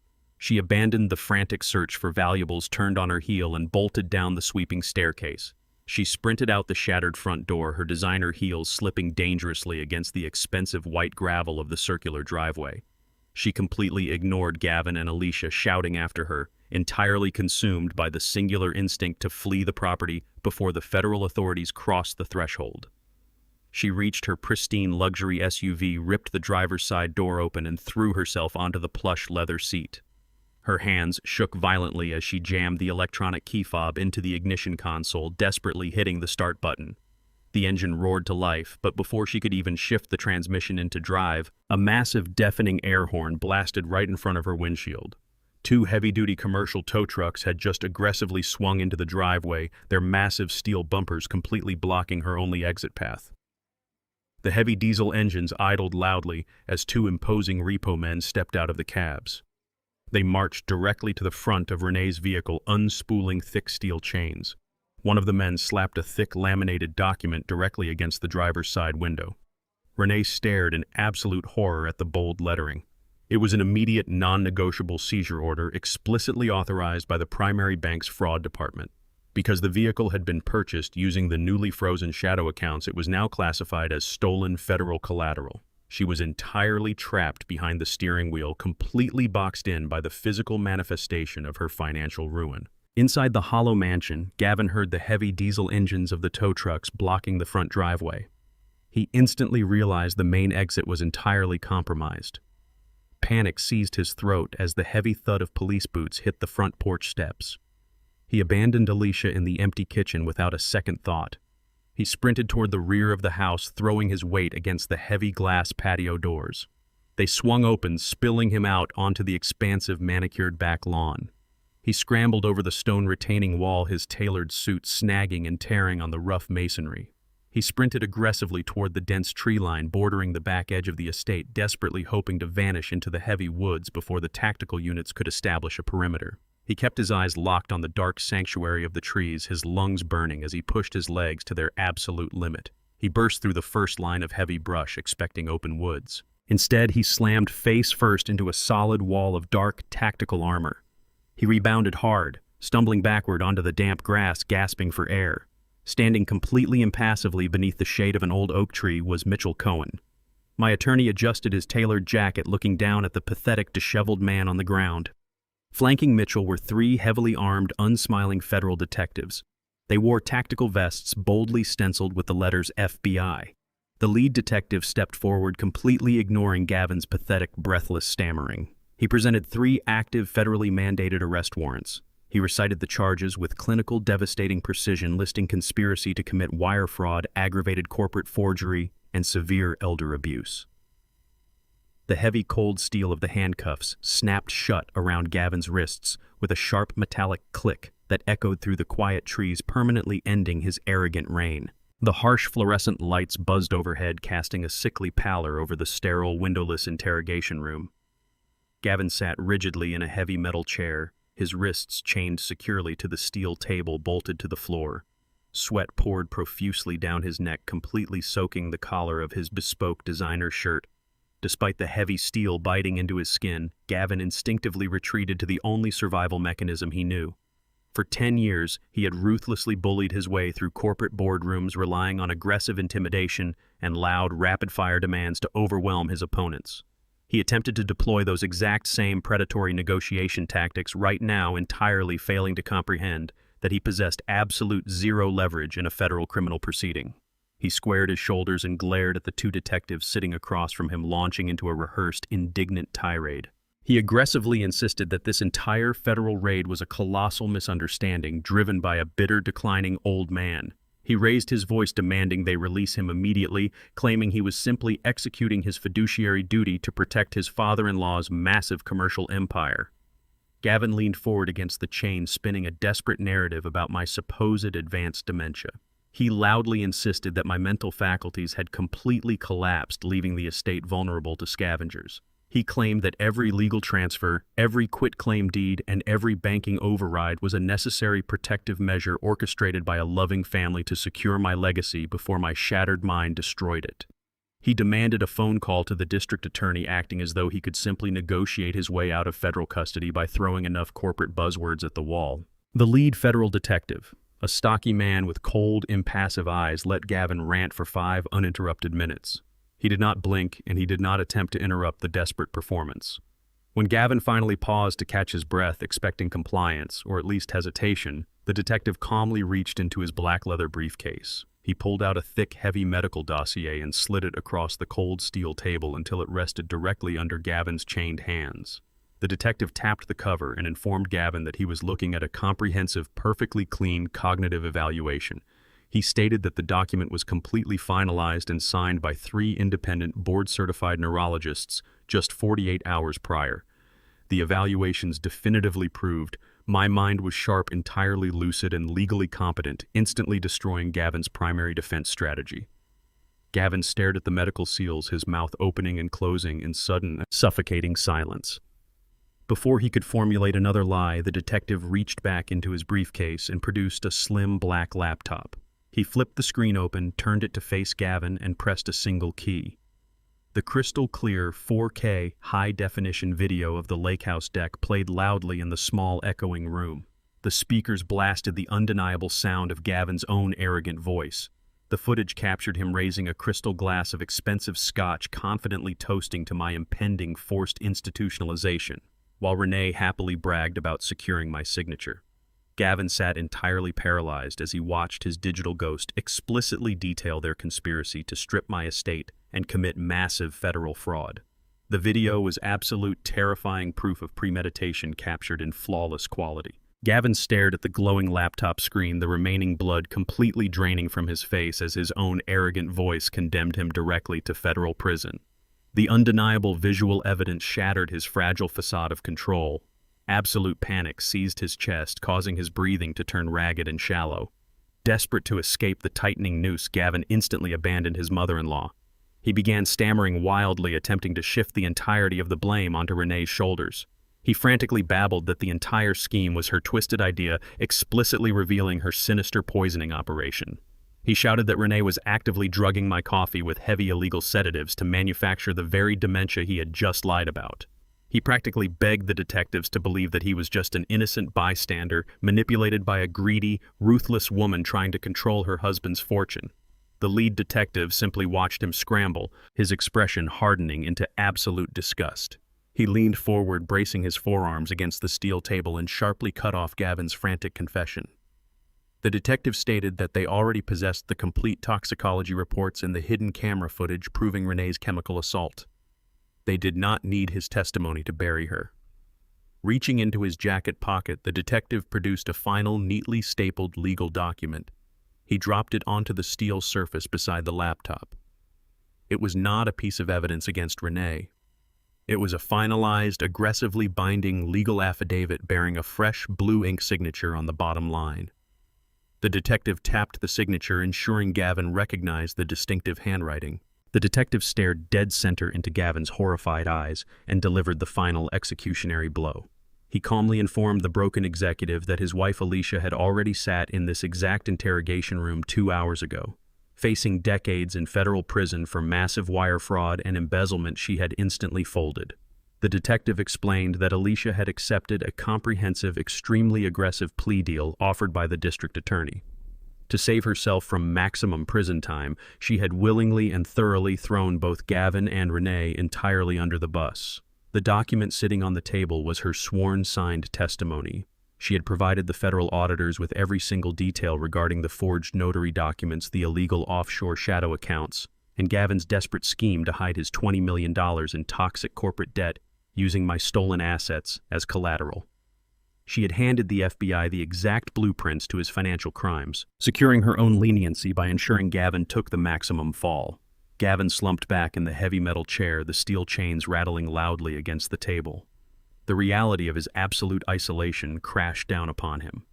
He had been completely betrayed by the very woman he conspired with, outplayed by the old man he severely underestimated, and cornered by the federal government he thought he could outsmart. He possessed absolutely nothing. No money, no corporate empire, no family, and no leverage. The lead detective closed the laptop with a sharp snap, gathered his files, and stood up without another word. He walked out of the sterile room, the heavy steel door slamming shut and locking from the outside. Gavin remained chained to the table, completely alone, with the crushing, inescapable reality of his absolute ruin. The narrative shifted from the manicured lawns of my former estate to the bleak, unforgiving concrete of a county precinct holding cell. Renee and Alicia sat on opposite sides of the cramped, windowless space, separated by a few feet of stained floor, but divided by a chasm of absolute mutual hatred. The air between them was thick, suffocating under the crushing weight of their spectacular failure and impending prison sentences. For 30 years, Renee had actively and intentionally groomed our daughter. She had spent Alicia's entire childhood meticulously teaching her to prioritize wealth, social status, and ruthless self-preservation above all forms of loyalty, empathy, or familial duty. Renee had proudly designed a perfectly selfish protégé, viewing kindness as a weakness to be exploited. She had been entirely blind to the obvious fact that those exact teachings would eventually be weaponized against her. Now, wearing a creased designer dress that clashed violently with the sterile steel bench, Renee glared at her daughter. Her voice shook with a toxic mixture of disbelief and aggressive fury as she demanded a thorough explanation. She screamed across the small, echoing cell, demanding to know exactly why Alicia had willingly signed the devastating federal plea agreement. Renee demanded to know how her own flesh and blood could so easily provide sworn, undeniable testimony regarding the heavy sedatives. Alicia's signature on that specific federal document essentially guaranteed her mother would face the absolute maximum sentencing for attempted poisoning and felony elder abuse. Renee lashed out violently, desperately trying to shame the daughter she had so carefully corrupted, entirely failing to recognize her own reflection in Alicia's actions. Alicia did not flinch. She slowly lifted her head and looked directly at her mother with incredibly cold, dead eyes. There was absolutely no trace of remorse, guilt, or familial affection in her stare. She simply looked at Renee as if she were a miscalculated liability on a balance sheet. Speaking in a flat, clinical tone, Alicia began to recite the exact selfish lessons Renee had drilled into her head for 3 decades. She reminded her mother of the countless times she had been told to secure her own position first, to never let a sinking ship pull her down, and to ruthlessly cut ties with anyone who threatened her personal stability. Alicia explicitly stated that she was simply protecting her own remaining assets and mitigating her personal risk, operating exactly as she had been taught. She calmly explained that facing 20 years in federal prison for Gavin's wire fraud and the embezzlement scheme was unacceptable, and offering the FBI the complete blueprints to the poisoning operation was the only logical transaction available. Renee sat entirely paralyzed, physically shrinking against the cold cinderblock wall. She finally felt the devastating, venomous sting of her own toxic parenting returning to completely destroy her. She had spent a lifetime treating people as disposable assets, and now in her darkest hour she was being violently discarded by the monster she had built. The ultimate, most crushing betrayal did not come from federal auditors or a vindictive husband. It came directly from her own flesh and blood, executed with the exact same merciless efficiency Renee had always championed. The heavy steel door at the end of the concrete corridor rattled loudly, instantly breaking the venomous silence lingering between mother and daughter. A uniformed precinct guard approached the thick iron bars of their holding cell, his expression entirely bored and utterly indifferent to their ruined designer clothing. He unlocked the primary gate and sternly informed Renee that her transport paperwork had just been finalized by the federal marshals. Before she was officially chained and transferred to the maximum security wing of the county jail to await her formal arraignment, she was permitted her one legally mandated phone call.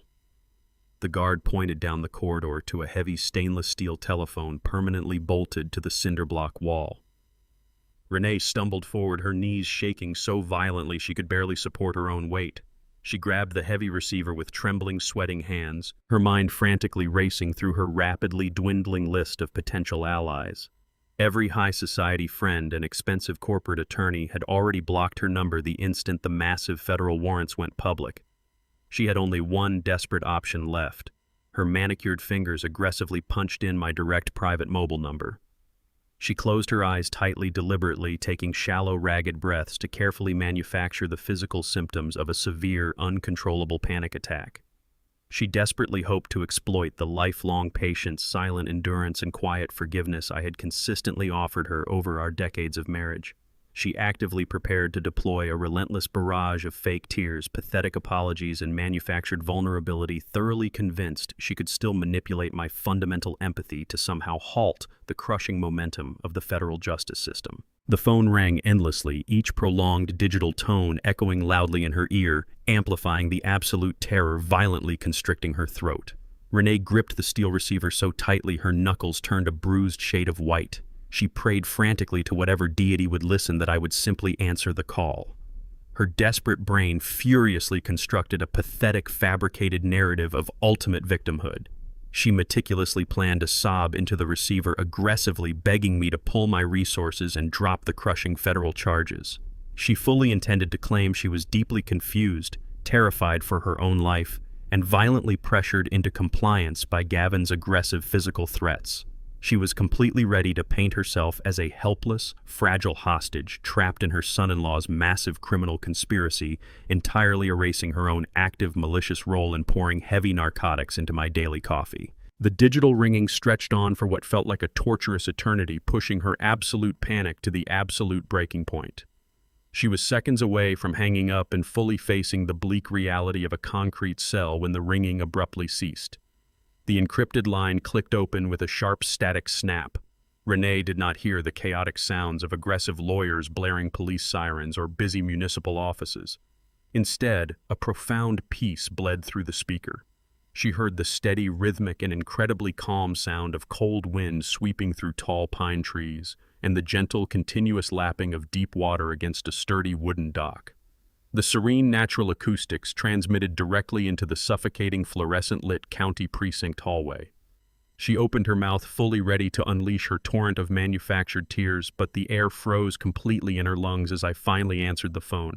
I sat perfectly still in the heavy Adirondack chair on the expansive mahogany deck of my secure, fully paid-off lake house. The morning sun reflected brilliantly off the calm, glassy surface of the deep water, casting warm, golden light across my face. I held the mobile phone to my ear in absolute unbroken silence. Through the encrypted digital line, the chaotic, echoing acoustics of a county precinct holding cell filtered into my peaceful sanctuary. Then came the sound of her weeping. It was a frantic, ragged, hysterical sobbing that grated aggressively against my ears. As I listened to the pathetic noise, my mind drifted back exactly 40 years. I remembered the exact delicate tone of voice Renee had used, standing at the altar of that small cathedral. She had looked me directly in the eyes, her voice steady and full of bright conviction as she promised to honor and protect our marriage vows until death parted us. The stark contrast between that vibrant, confident young woman and the wretched, desperate criminal sobbing into the precinct receiver was staggering. The weeping quickly morphed into a frantic barrage of breathless pleas. Renee begged for my forgiveness, her voice cracking as she frantically claimed she had been trapped, terrified, and manipulated by Gavin's aggressive schemes. She sobbed that she never wanted to hurt me, that she still loved me, and that our 4 decades together had to mean something. Her voice pitched into a shrill, demanding shriek as she begged me to pick up my other line and call Mitchell immediately. She demanded I order my attorney to halt the federal prosecution and withdraw the felony warrants before they officially transferred her to the maximum security wing of the county jail. She truly believed her tears were still my ultimate weakness. I did not raise my voice. I did not offer a single word of comfort, nor did I validate her manufactured hysteria. When I finally spoke, my voice was a cold, immovable blade cutting effortlessly through the thick veil of her pathetic lies. I simply recited the exact cruel words she had used while standing on the deck of this very lake house just a few days prior. I repeated her arrogant, mocking toast verbatim, reminding her how she had gleefully celebrated my impending forced institutionalization with her treacherous daughter and son-in-law. The sudden recitation of her own venomous joy instantly choked the fake sobs right out of her throat. The line fell completely dead save for her sharp, panicked breathing. I did not stop there. Speaking with surgical precision, I calmly described the harsh, bitter, chalky taste of the heavy sedatives she had so clumsily stirred into my morning coffee. I detailed exactly how the chemical burn of the crushed pills had coated the back of my throat, and how I had expertly faked the chemical fog she thought she had successfully induced. I methodically dismantled every single excuse she attempted to stammer out. When she tried to claim Gavin had forced her hand, I reminded her of the hidden camera footage clearly capturing her smiling as she emptied the narcotic vial. When she tried to claim she was acting out of fear, I cited the specific aggressive demands she had made to the notary public. Every desperate lie she threw against the wall was instantly pulverized by the heavy, undeniable weight of my documented evidence. I stripped away her entire defensive narrative, leaving her with absolutely no room to maneuver, no victimhood to claim, and no one else to blame for her catastrophic downfall. The absolute failure of her manipulative weeping acted as a violently flipped switch. Realizing that her fabricated tears and pathetic pleas for mercy were entirely useless, the fragile, frightened victim completely vanished. In her place, Renee's true, unadulterated venom rapidly surfaced. The polite society mask disintegrated, revealing the vicious, calculating predator I had silently lived with for years. She gripped the precinct receiver and screamed into the line with a raw, guttural fury. Her voice echoed harshly over the sound of the gentle lake water lapping against my wooden dock. She threatened to hire the most ruthless, aggressive divorce attorneys in the state. She shrieked that she would drag me through a brutal, highly publicized civil court battle that would completely humiliate me and drain my remaining resources. She proudly declared that she was legally entitled to exactly half of my massive fortune, including the offshore accounts, the real estate portfolio, and the very lake house I was currently sitting at. She promised to dedicate every waking moment of her remaining life to completely destroying my final years, vowing to make sure I died penniless, exhausted, and utterly miserable. I sat comfortably in my Adirondack chair and simply let her scream. I did not interrupt her unhinged tirade, and I did not defend myself against her vicious legal threats. I listened to the raw hostility pouring out of the phone completely and entirely unaffected by her rage. Her screams were nothing more than the futile thrashing of a trapped animal. I waited with absolute enduring patience until her lungs finally burned out. She eventually stopped shouting, leaving only the sound of her heavy, exhausted panting echoing over the encrypted digital line, completely devoid of any remaining ammunition. When her aggressive panting finally subsided, I delivered the ultimate fatal strike to her sprawling financial delusion. I spoke in a quiet, measured tone, asking her if she fondly remembered the cold winter evening 40 years ago when she proudly stood in front of my study fireplace. I reminded her of the dramatic, triumphant display she had put on as she aggressively tore up our prenuptial agreement and threw the pieces directly into the open flames, declaring that true love did not require legal safety nets.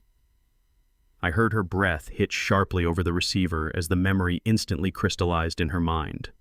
I calmly informed her that the document she had so arrogantly incinerated that night was nothing more than a high-quality photocopy. The original legally binding document had never been in the house. It had spent the last 4 decades resting safely inside a climate-controlled, impenetrable steel vault belonging to Mitchell Cohen. I allowed that devastating reality to sink into her terrified brain before I executed the final legal maneuver. I explicitly detailed the specific clauses embedded deep within that original contract. The ironclad documentation contained an aggressive, completely uncompromising forfeiture clause explicitly triggered by documented infidelity and physical abuse.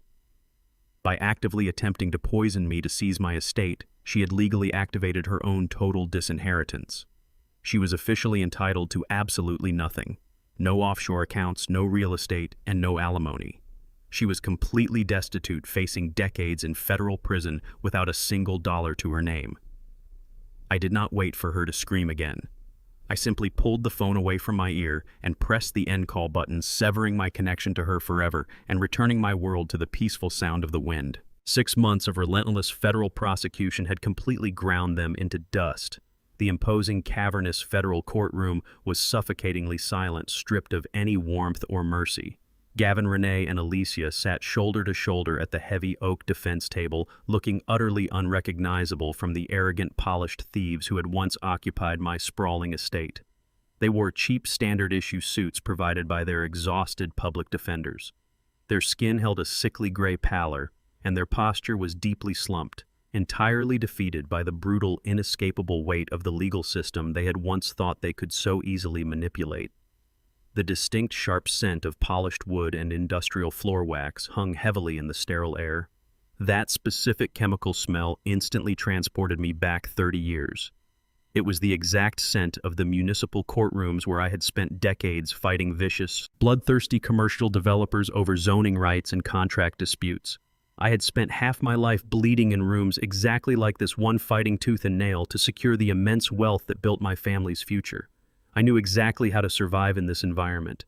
They did not. The heavy silence was suddenly shattered by the sharp, authoritative voice of the bailiff. He called my name, commanding me to approach the witness stand for the final, critical cross-examination. I stood up from the front row of the gallery.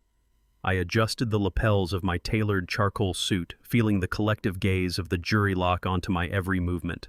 I walked down the center aisle with deliberate heavy steps projecting the absolute authority of a man who had weathered decades of storms. I stepped up into the elevated wooden witness box, completely ready to deliver the final nail into their collective coffin. I raised my right hand, placed my left firmly on the leather-bound Bible, and swore the oath with a loud, unwavering voice that resonated clearly into the high-vaulted ceiling. I took my seat in the witness chair, keeping my spine completely rigid and my shoulders squared. I did not slouch, I did not tremble, and I did not project a single ounce of the frail, disoriented victim they had tried to portray me as. The prosecuting attorney approached the podium and asked me to begin my formal statement. I looked directly at the jury box and methodically outlined 45 years of grueling, bone-breaking manual labor. I detailed the severe silent sacrifices I had made to elevate my family from absolute nothingness into the highest echelons of financial security. I spoke of missed holidays, double shifts, and physical exhaustion all endured to ensure Renee and Alicia never knew the bitter taste of poverty. Then, shifting my tone to cold steel, I detailed their calculated, merciless betrayal. I explained exactly how Gavin had manipulated my daughter, how Renee had poisoned her own husband, and how the three of them had formed a toxic syndicate designed to strip my estate and commit massive federal wire fraud. My testimony was an absolute masterpiece of restraint. I completely stripped my voice of emotional hysterics, refusing to offer the defense any opportunity to paint me as a bitter, hyperbolic old man. Every single sentence I spoke was grounded entirely in undeniable documented facts. I treated my time on the stand exactly like a hostile corporate boardroom negotiation, delivering a flawless, airtight narrative that systematically dismantled every single lie they had spent the last 6 months trying to construct. The jury hung on my every word, fully captivated by the stark reality of the crimes. Gavin's lead defense attorney aggressively approached the wooden stand, his expensive shoes clicking sharply against the polished floor. He was a ruthless, high-priced litigator who specialized in rattling witnesses, clearly intending to break my composure and manufacture a shred of reasonable doubt. He leaned aggressively over the wooden rail, speaking in a loud, condescending tone designed to intimidate. He launched a rapid-fire attack directly at my timeline, attempting to twist my previous statements. He loudly suggested to the jury that a man of my advanced age was severely confused about the specific dates the fraudulent medical documents and the quitclaim deeds were signed. He painted a picture of a disoriented senior citizen whose memory was deeply compromised by stress. I did not flinch, and I did not rise to his bait. Maintaining absolute icy eye contact with the attorney, I reached into the interior pocket of my suit jacket. I calmly produced the small, black leather pocket ledger I had carried every single day of my professional career. The attorney paused, his aggressive momentum stalling as I flipped the worn pages open. Reading directly from the ink entries, I recited the exact dates, the precise timestamps, and the specific municipal locations of every single fraudulent encounter. I read aloud the exact minute Gavin's vehicle entered the notary's parking lot and the precise second the fraudulent wire transfers were initiated. I provided the names of the bank tellers and the weather conditions on the days in question with perfect, unassailable clarity. The defense attorney's sneer entirely evaporated as he realized his intimidation tactics had backfired catastrophically, only serving to highlight the terrifying accuracy of my unyielding memory and reinforcing the absolute validity of my entire testimony. Desperate to salvage his rapidly disintegrating case, the defense attorney drastically pivoted his strategy. He pointed a trembling finger toward Renee, attempting to completely dismiss the severe poisoning charges. He adopted a sickeningly sweet, placating tone, suggesting to the jury that the entire incident was a tragic, harmless misunderstanding. He claimed that a devoted, loving wife had simply mixed up a holistic vitamin supplement with her husband's morning coffee, arguing that the prosecution was maliciously criminalizing an innocent mistake. I did not allow his fictional narrative to breathe for a single second. I reached back into my breast pocket and pulled out a neatly folded stack of federal evidence. I held up the exact time-stamped black market pharmacy receipts detailing Renee's illegal cash-only purchase of the restricted narcotics. I placed the documents onto the wooden railing for the entire jury to see. I then recited the specific, complex chemical breakdown of the heavy sedatives, explicitly contrasting the lethal chemical compounds with the harmless ingredients of standard vitamins. I detailed the severe central nervous system depression those specific pills were chemically engineered to cause. The presentation of the raw, undeniable scientific data completely incinerated the defense's strategy. There was absolutely no room for misunderstanding or reasonable doubt. It was a scientifically proven, premeditated chemical assault. The aggressive defense attorney stared at the receipts, his mouth hanging slightly open as he realized his entire defense had just been surgically dismantled in open court. Stripped of all remaining arguments, he slumped his shoulders and slowly retreated to his desk, heavily stating that he had no further questions. I turned my head and looked directly at the jury box. The 12 men and women were staring at Gavin, Renee, and Alicia with expressions of absolute unshielded disgust, their verdict already silently sealed. The heavy wooden gavel struck the sounding block with a sharp, echoing crack that instantly silenced the murmurs in the federal courtroom.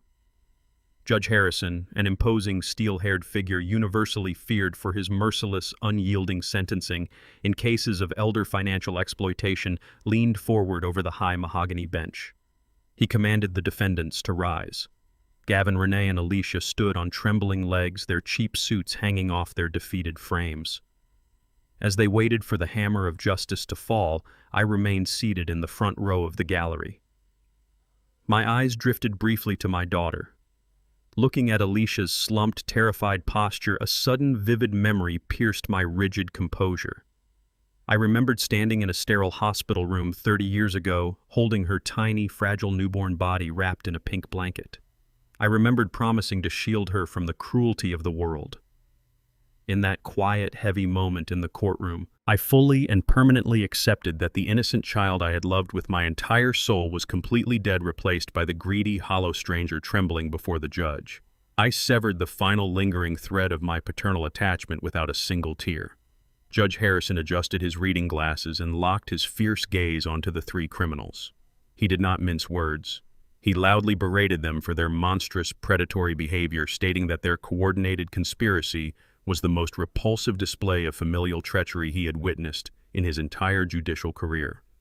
He condemned their boundless arrogance, explicitly highlighting how they had weaponized a sacred family bond to execute a ruthless chemical assault out of sheer, unadulterated greed.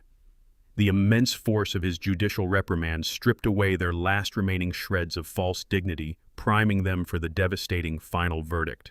The judge turned his piercing attention directly to Gavin, whose face had flushed a sickly, mottled purple. With a voice devoid of any warmth or leniency, Judge Harrison delivered the crushing sentence. He condemned Gavin to 10 consecutive years in federal prison without the possibility of early parole, citing the massive scale of the wire fraud, the aggressive corporate forgery, and the orchestration of a criminal conspiracy against a vulnerable dependent. The absolute finality of a decade locked inside a penitentiary hit Gavin like a physical blow. His knees instantly buckled beneath him. He collapsed heavily into his hard wooden chair, burying his face in his trembling hands and sobbing uncontrollably. The aggressive, domineering executive who had ruthlessly bullied his way through corporate boardrooms was entirely gone, replaced by a broken, weeping fraud facing the total annihilation of his life. Judge Harrison did not pause to allow Gavin to compose himself. He shifted his cold glare to my treacherous wife. He explicitly detailed the severe, undeniable malice required to chemically incapacitate a spouse. He sentenced Renee to a mandatory 7 years in a maximum security federal facility for attempted poisoning and severe premeditated elder abuse. The pronouncement completely shattered Renee's fragile facade of victimhood. Instead of showing a single ounce of remorse or humility, her true venomous nature violently erupted. She lunged forward against the defense table, her face contorted in pure, unhinged fury. She screamed aggressively at the judge, cursing his authority and shouting that the trial was a rigged theatrical farce designed to rob her of her rightful wealth. Her vitriolic outburst echoed wildly through the sterile room, completely validating the judge's merciless sentence and cementing her reputation as an unrepentant, ruthless predator in front of the entire assembly. The judge struck his gavel repeatedly, demanding order as the armed bailiffs stepped firmly toward the defense table to neutralize Renee's screaming. Once the courtroom settled into a tense, heavy silence, Judge Harrison addressed Alicia. He acknowledged her comprehensive plea agreement and her sworn testimony that had guaranteed the convictions of her mother and husband. Because of her aggressive cooperation with the federal authorities, she officially avoided a federal prison sentence. However, the judge made it absolutely clear that she was not escaping the consequences of her profound treachery. He sentenced Alicia to 5 years of severe, strictly monitored probation. Furthermore, he mandated a massive life-altering order of financial restitution. He legally compelled her to repay the estate for every single dollar she had embezzled through her shadow corporate accounts. Because she possessed zero remaining assets, no trust fund, and a completely destroyed professional reputation. The judge explicitly informed her that she would spend the rest of her adult life working grueling minimum-wage jobs just to surrender the bulk of her paychecks to the court. She was condemned to a permanent, exhausting life of inescapable poverty, a fitting punishment for a woman who had worshipped unearned wealth. As the full weight of her financial servitude sank in, the courtroom bailiffs moved in with practiced, brutal efficiency. They grabbed Gavin by his shaking shoulders, forcing him to his feet. Heavy steel handcuffs were aggressively slapped onto his wrists. A second pair of officers flanked Renee, pinning her arms behind her back and snapping the cold metal tight over her skin, entirely ignoring her renewed, frantic shrieking. They began to forcefully march the 2 convicted felons down the center aisle, transporting them directly to the bleak concrete holding cells of the federal penitentiary. As the bailiffs forcefully guided the shackled prisoners down the long, polished aisle, their path brought them directly past my seat in the front row of the gallery. Renee dug her expensive heels into the floor, resisting the firm grip of the federal officers for one brief, desperate second. She turned her head sharply, locking her tear-streaked, terrified eyes directly onto mine. Her chest heaved with ragged breaths as she stared at me, visibly expecting to find a final lingering glance of pity, a sudden trace of sorrow, or a pathetic display of hesitation from the man she had manipulated for 40 years. She desperately wanted to see that she still held some fragmented power over my emotions. I did not give her the satisfaction. I did not flinch, I did not frown, and I did not even look in her general direction. I stared straight ahead at the empty wooden bench, looking completely through her, as if she were made of glass. The sheer, immovable indifference in my posture was the final devastating blow to her crumbling ego.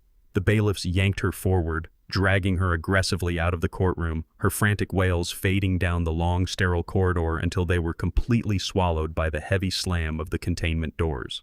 In the quiet aftermath of their departure, I slowly stood up from the wooden bench. I calmly buttoned the front of my tailored charcoal suit jacket, feeling the smooth, expensive fabric slide effortlessly under my fingers. I turned my back on the empty defense table, walked out the heavy double doors of the federal courthouse, and stepped freely into the bright, blinding sunlight of a brand new day. The drive away from the federal courthouse and deep into the forested hills felt like shedding a heavy, suffocating skin. I pulled my vehicle onto the familiar dirt road, the tires kicking up a steady rhythm against the earth until the dense canopy parted to reveal my sanctuary. The remote lake house stood perfectly still against the backdrop of the water. I stepped out of the car and inhaled deeply. The air was incredibly crisp, carrying the sharp, cleansing scent of old pine and deep, fresh water. There was no one waiting inside to siphon my wealth. There was no one hovering in the kitchen, meticulously measuring illegal sedatives to dissolve into my morning coffee. I walked up the sturdy wooden steps and crossed the threshold, running my hand along the heavy, solid oak beams that framed the entryway. Decades ago, long before the massive commercial contracts and the explosive growth of my construction empire, I had built this entire structure with my own 2 hands. Every joist, every plank, and every reinforced foundation wall was a direct reflection of my own soul. It was built to weather brutal storms and remain standing long after the week had washed away. I moved through the empty, pristine rooms, fully absorbing the sheer weight of my isolation. The oppressive manufactured noise of Renee's fake affection and Alicia's calculated manipulations was entirely, permanently gone. For years, my house had been infected by the constant grinding buzz of their parasitic entitlement. Now the absolute quiet wrapped around me like a heavy protective blanket. It was a profound, deeply healing silence that marked the beginning of my true independence. The fortress belonged to me alone, thoroughly cleansed of the predators who had sought to consume me from the inside out. I walked out the back doors and stepped onto the weathered planks of the sturdy wooden dock stretching out over the lake. The wood creaked softly under my boots, a familiar, comforting sound in the vast emptiness. I picked up a simple, well-worn fiberglass fishing rod leaning against the railing, feeling the smooth, polished grip fit perfectly into my palm. With a fluid, practiced motion, I cast the heavy line far out into the deep, dark water. A small, satisfying splash broke the absolute stillness of the surface. I stood near the edge, watching the concentric ripples expand outward, growing wider and wider until they faded completely into the glassy expanse. The physical motion settled my mind, allowing me to finally process the absolute devastation of the past 6 months. I reflected entirely without regret on the painful, strictly necessary surgery I had just performed on my own life. I had surgically isolated and excised a malignant cancer that had rooted itself deeply into my daily existence. Stripping away my wife, my daughter, and my son-in-law was a brutal, bloody extraction. It required cold calculation and an absolute refusal to yield to the pathetic illusion of family loyalty. They had demanded my total destruction, intending to discard my hollowed-out shell in a psychiatric ward, while they pillaged the spoils of my lifelong labor. Amputating them from my world was the only possible way to survive the fatal infection of their boundless greed. I gripped the fiberglass rod tightly, feeling the steady tension of the line beneath the water. The wound they left behind was vast, but it was completely clean. I had cauterized the bleeding with unforgiving federal justice, ensuring the rot could never return to threaten me again. The sharp, distinct sound of heavy tires crunching rhythmically over the loose gravel of the long driveway broke my solitary focus. I did not turn around immediately, keeping my eyes fixed on the floating bobber resting on the dark surface of the lake. I heard the solid thud of a heavy car door closing, followed by the measured, purposeful footsteps descending the wooden stairs toward the dock. Mitchell Cohen stepped into my peripheral vision, exchanging his usual aggressive courtroom demeanor for a rare, relaxed posture. He held a very old, exceptionally expensive bottle of single malt scotch in one hand and 2 heavy crystal glasses carefully balanced in the other. He did not say a single word as he approached the edge of the water. He simply set the glasses down on the wide wooden railing and broke the seal on the aged bottle. Mitchell poured the dark amber liquid with steady precision, handing one of the heavy crystal tumblers directly to me. We stood side by side in companionable, absolute silence, watching the late afternoon sun begin to cast long, fiery shadows across the dense tree line. Without needing to articulate a single syllable of triumph, we gently clinked the heavy glasses together. The sharp, clear chime of the crystal rang out over the water. It was a quiet, profound toast to the flawless execution of our meticulous legal trap. Mitchell had engineered the precise bureaucratic snares, and I had delivered the bait with total, unflinching discipline. We had successfully dismantled an aggressive, highly motivated syndicate of thieves without leaving a single fingerprint behind. The scotch burned smoothly down my throat, carrying the undeniable, intoxicating taste of absolute victory. The war against my own family was officially won. I turned my gaze away from the shoreline and looked out over the endless, glittering expanse of the deep lake. The brutal, suffocating storm of betrayal that had threatened to drown my legacy was permanently over. The dark clouds of deceit, forgery, and chemical manipulation had been aggressively scrubbed from my horizon. I took a slow, steady breath of the cool air, feeling the immense strength radiating through my chest. I was 69 years old, and my massive wealth was entirely unequivocally secure. The federal government held the predators behind bars, and Mitchell's airtight legal fortifications completely shielded my remaining assets from any future parasitic claims.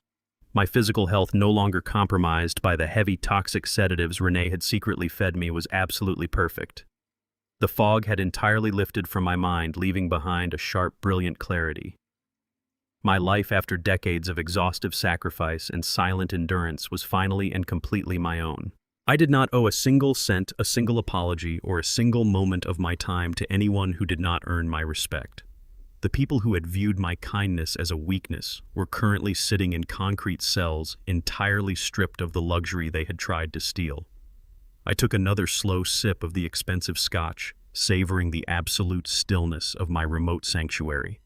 The silence surrounding me was no longer a heavy shield used for endurance or a tactical weapon deployed to mask my strategy. It was the ultimate beautiful manifestation of my true peace. The thieves were imprisoned, the estate was fortified, and the natural order of my life was perfectly, permanently restored. When her aggressive panting finally subsided, I delivered the ultimate fatal strike to her sprawling financial delusion. I spoke in a quiet, measured tone, asking her if she fondly remembered the cold winter evening 40 years ago when she proudly stood in front of my study fireplace.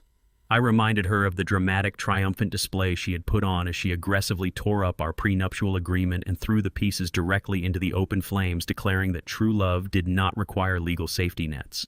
I heard her breath hit sharply over the receiver as the memory instantly crystallized in her mind. I calmly informed her that the document she had so arrogantly incinerated that night was nothing more than a high-quality photocopy. The original legally binding document had never been in the house. It had spent the last 4 decades resting safely inside a climate-controlled, impenetrable steel vault belonging to Mitchell Cohen. I allowed that devastating reality to sink into her terrified brain before I executed the final legal maneuver. I explicitly detailed the specific clauses embedded deep within that original contract. The ironclad documentation contained an aggressive, completely uncompromising forfeiture clause explicitly triggered by documented infidelity and physical abuse. By actively attempting to poison me to seize my estate, she had legally activated her own total disinheritance. She was officially entitled to absolutely nothing. No offshore accounts, no real estate, and no alimony. She was completely destitute, facing decades in federal prison without a single dollar to her name. I did not wait for her to scream again. I simply pulled the phone away from my ear and pressed the end call button, severing my connection to her forever and returning my world to the peaceful sound of the wind. True wealth is never measured by the size of a bank account, but by the integrity of the people who surround you. When we allow toxic individuals to manipulate our kindness, we sacrifice our own peace for their comfort. Setting firm boundaries is not an act of cruelty, it is the ultimate act of protection. Greed inevitably corrupts the soul, blinding people to the value of genuine love. You must fiercely protect your dignity and resources from those who view you merely as a stepping stone.